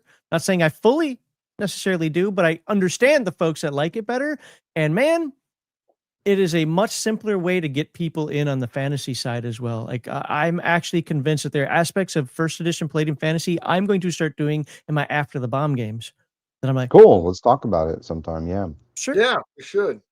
And Hey, I finally, think the that last. was my idea for the episode, was actually breaking down the pros and cons of a lot of differences between like fantasy first edition and also other systems. Yeah, I couldn't compare it directly to second edition because I don't know it that well, but Right. Palladium, we'll just say Palladium General. No, and but you unfortunately had to miss a couple episodes. So Right. I just think that was I think that's the core of the episode I suggested. yeah. And I tried. We'll find out if I succeeded later though. And the last one, and then we've got to go, folks. We are way over time. Heathen Dog, I'm surprised hasn't been beat with a frying pan by his wife yet. So She looked in through this doorway. Right So William Sonova says, I meant for collection, clarification, and mix and match for the DM's discretion, not for the players. Oh, just for like a overall DM resource. Yeah, for like, but then you have to make it some kind of DM's guide, and that's an extra book people got to buy, or people might have to buy, or be, I don't know, forced. They feel like they're forced to buy. It's an interesting idea. Anyway. It's just not the top of our list, right? Yeah. It doesn't have priority really, because it's not important. All right, not as important. Could fill a pack of No, Ripper with it. I'm gonna go with my first thought. Not important. All right, folks. I know we're kind of rushed as we're pushing out of this. You know, they'll be back and we can ask a lot of these and you can save those questions for later. We are just under, thank God, the $200 mark. Sorry, but I'm not feeling well, to be honest with you. Heathen Dog's got to go. We've kept these guys for a long time. If you guys care, it was $198.12. Don't put in that $2 super chat. I'm not going to have the giveaway today. So, but I want to appreciate everybody who did super chat, who was here to listen and watch, and who put comments in there. You guys were awesome. Any final words of wisdom that you guys have for the fans out there before we close this up and wrap it up for today? Just stay frosty, don't let the real world wear you out or wear you down. Use role playing to escape and help maintain your sanity, and go Pistons. Timberwolves. With that said, I do have 4 things I would like to talk to you guys about afterward. They're quick. I hope they're quick. And Heathen Dog's got to go anyway. Sean, any final words? Just if you would go check out and share with your friends the Phase World, the Savage Phase World Kickstarter. We're really excited about that. We're really happy working with somebody who's a true fan. And I think there's gonna be a lot of stuff there for for any Phase World fans. There's gonna be a lot. And the of link cool is stuff. in the description now. Yeah, great, thank you. And other than that, if you haven't picked them up yet, check out the new TMNT Redux books. And I hope you enjoy them. And we've got Island, the Edge of the World coming soon, 2E, and other stuff as well. Cool. All right. Well, Yep. I'm not even going to let Heathen Dog talk because I know he's going to be like, get me out of here. So, all right. With that, everybody, I appreciate everyone. I hope let me put on this screen I'll here. see you next week, Heathen Dog. Yep. Yeah, I'll look see at you that. both on Not Friday. even a full week. Like it's like No. 5 days from now. Yeah, 5 days from now. Hope you're prepared. Get that vest, Kevin, that bulletproof vest, Kevin. Just, you never know what he might do. Bulletproof vest. I'm gonna throw a knife. Everybody have a great day.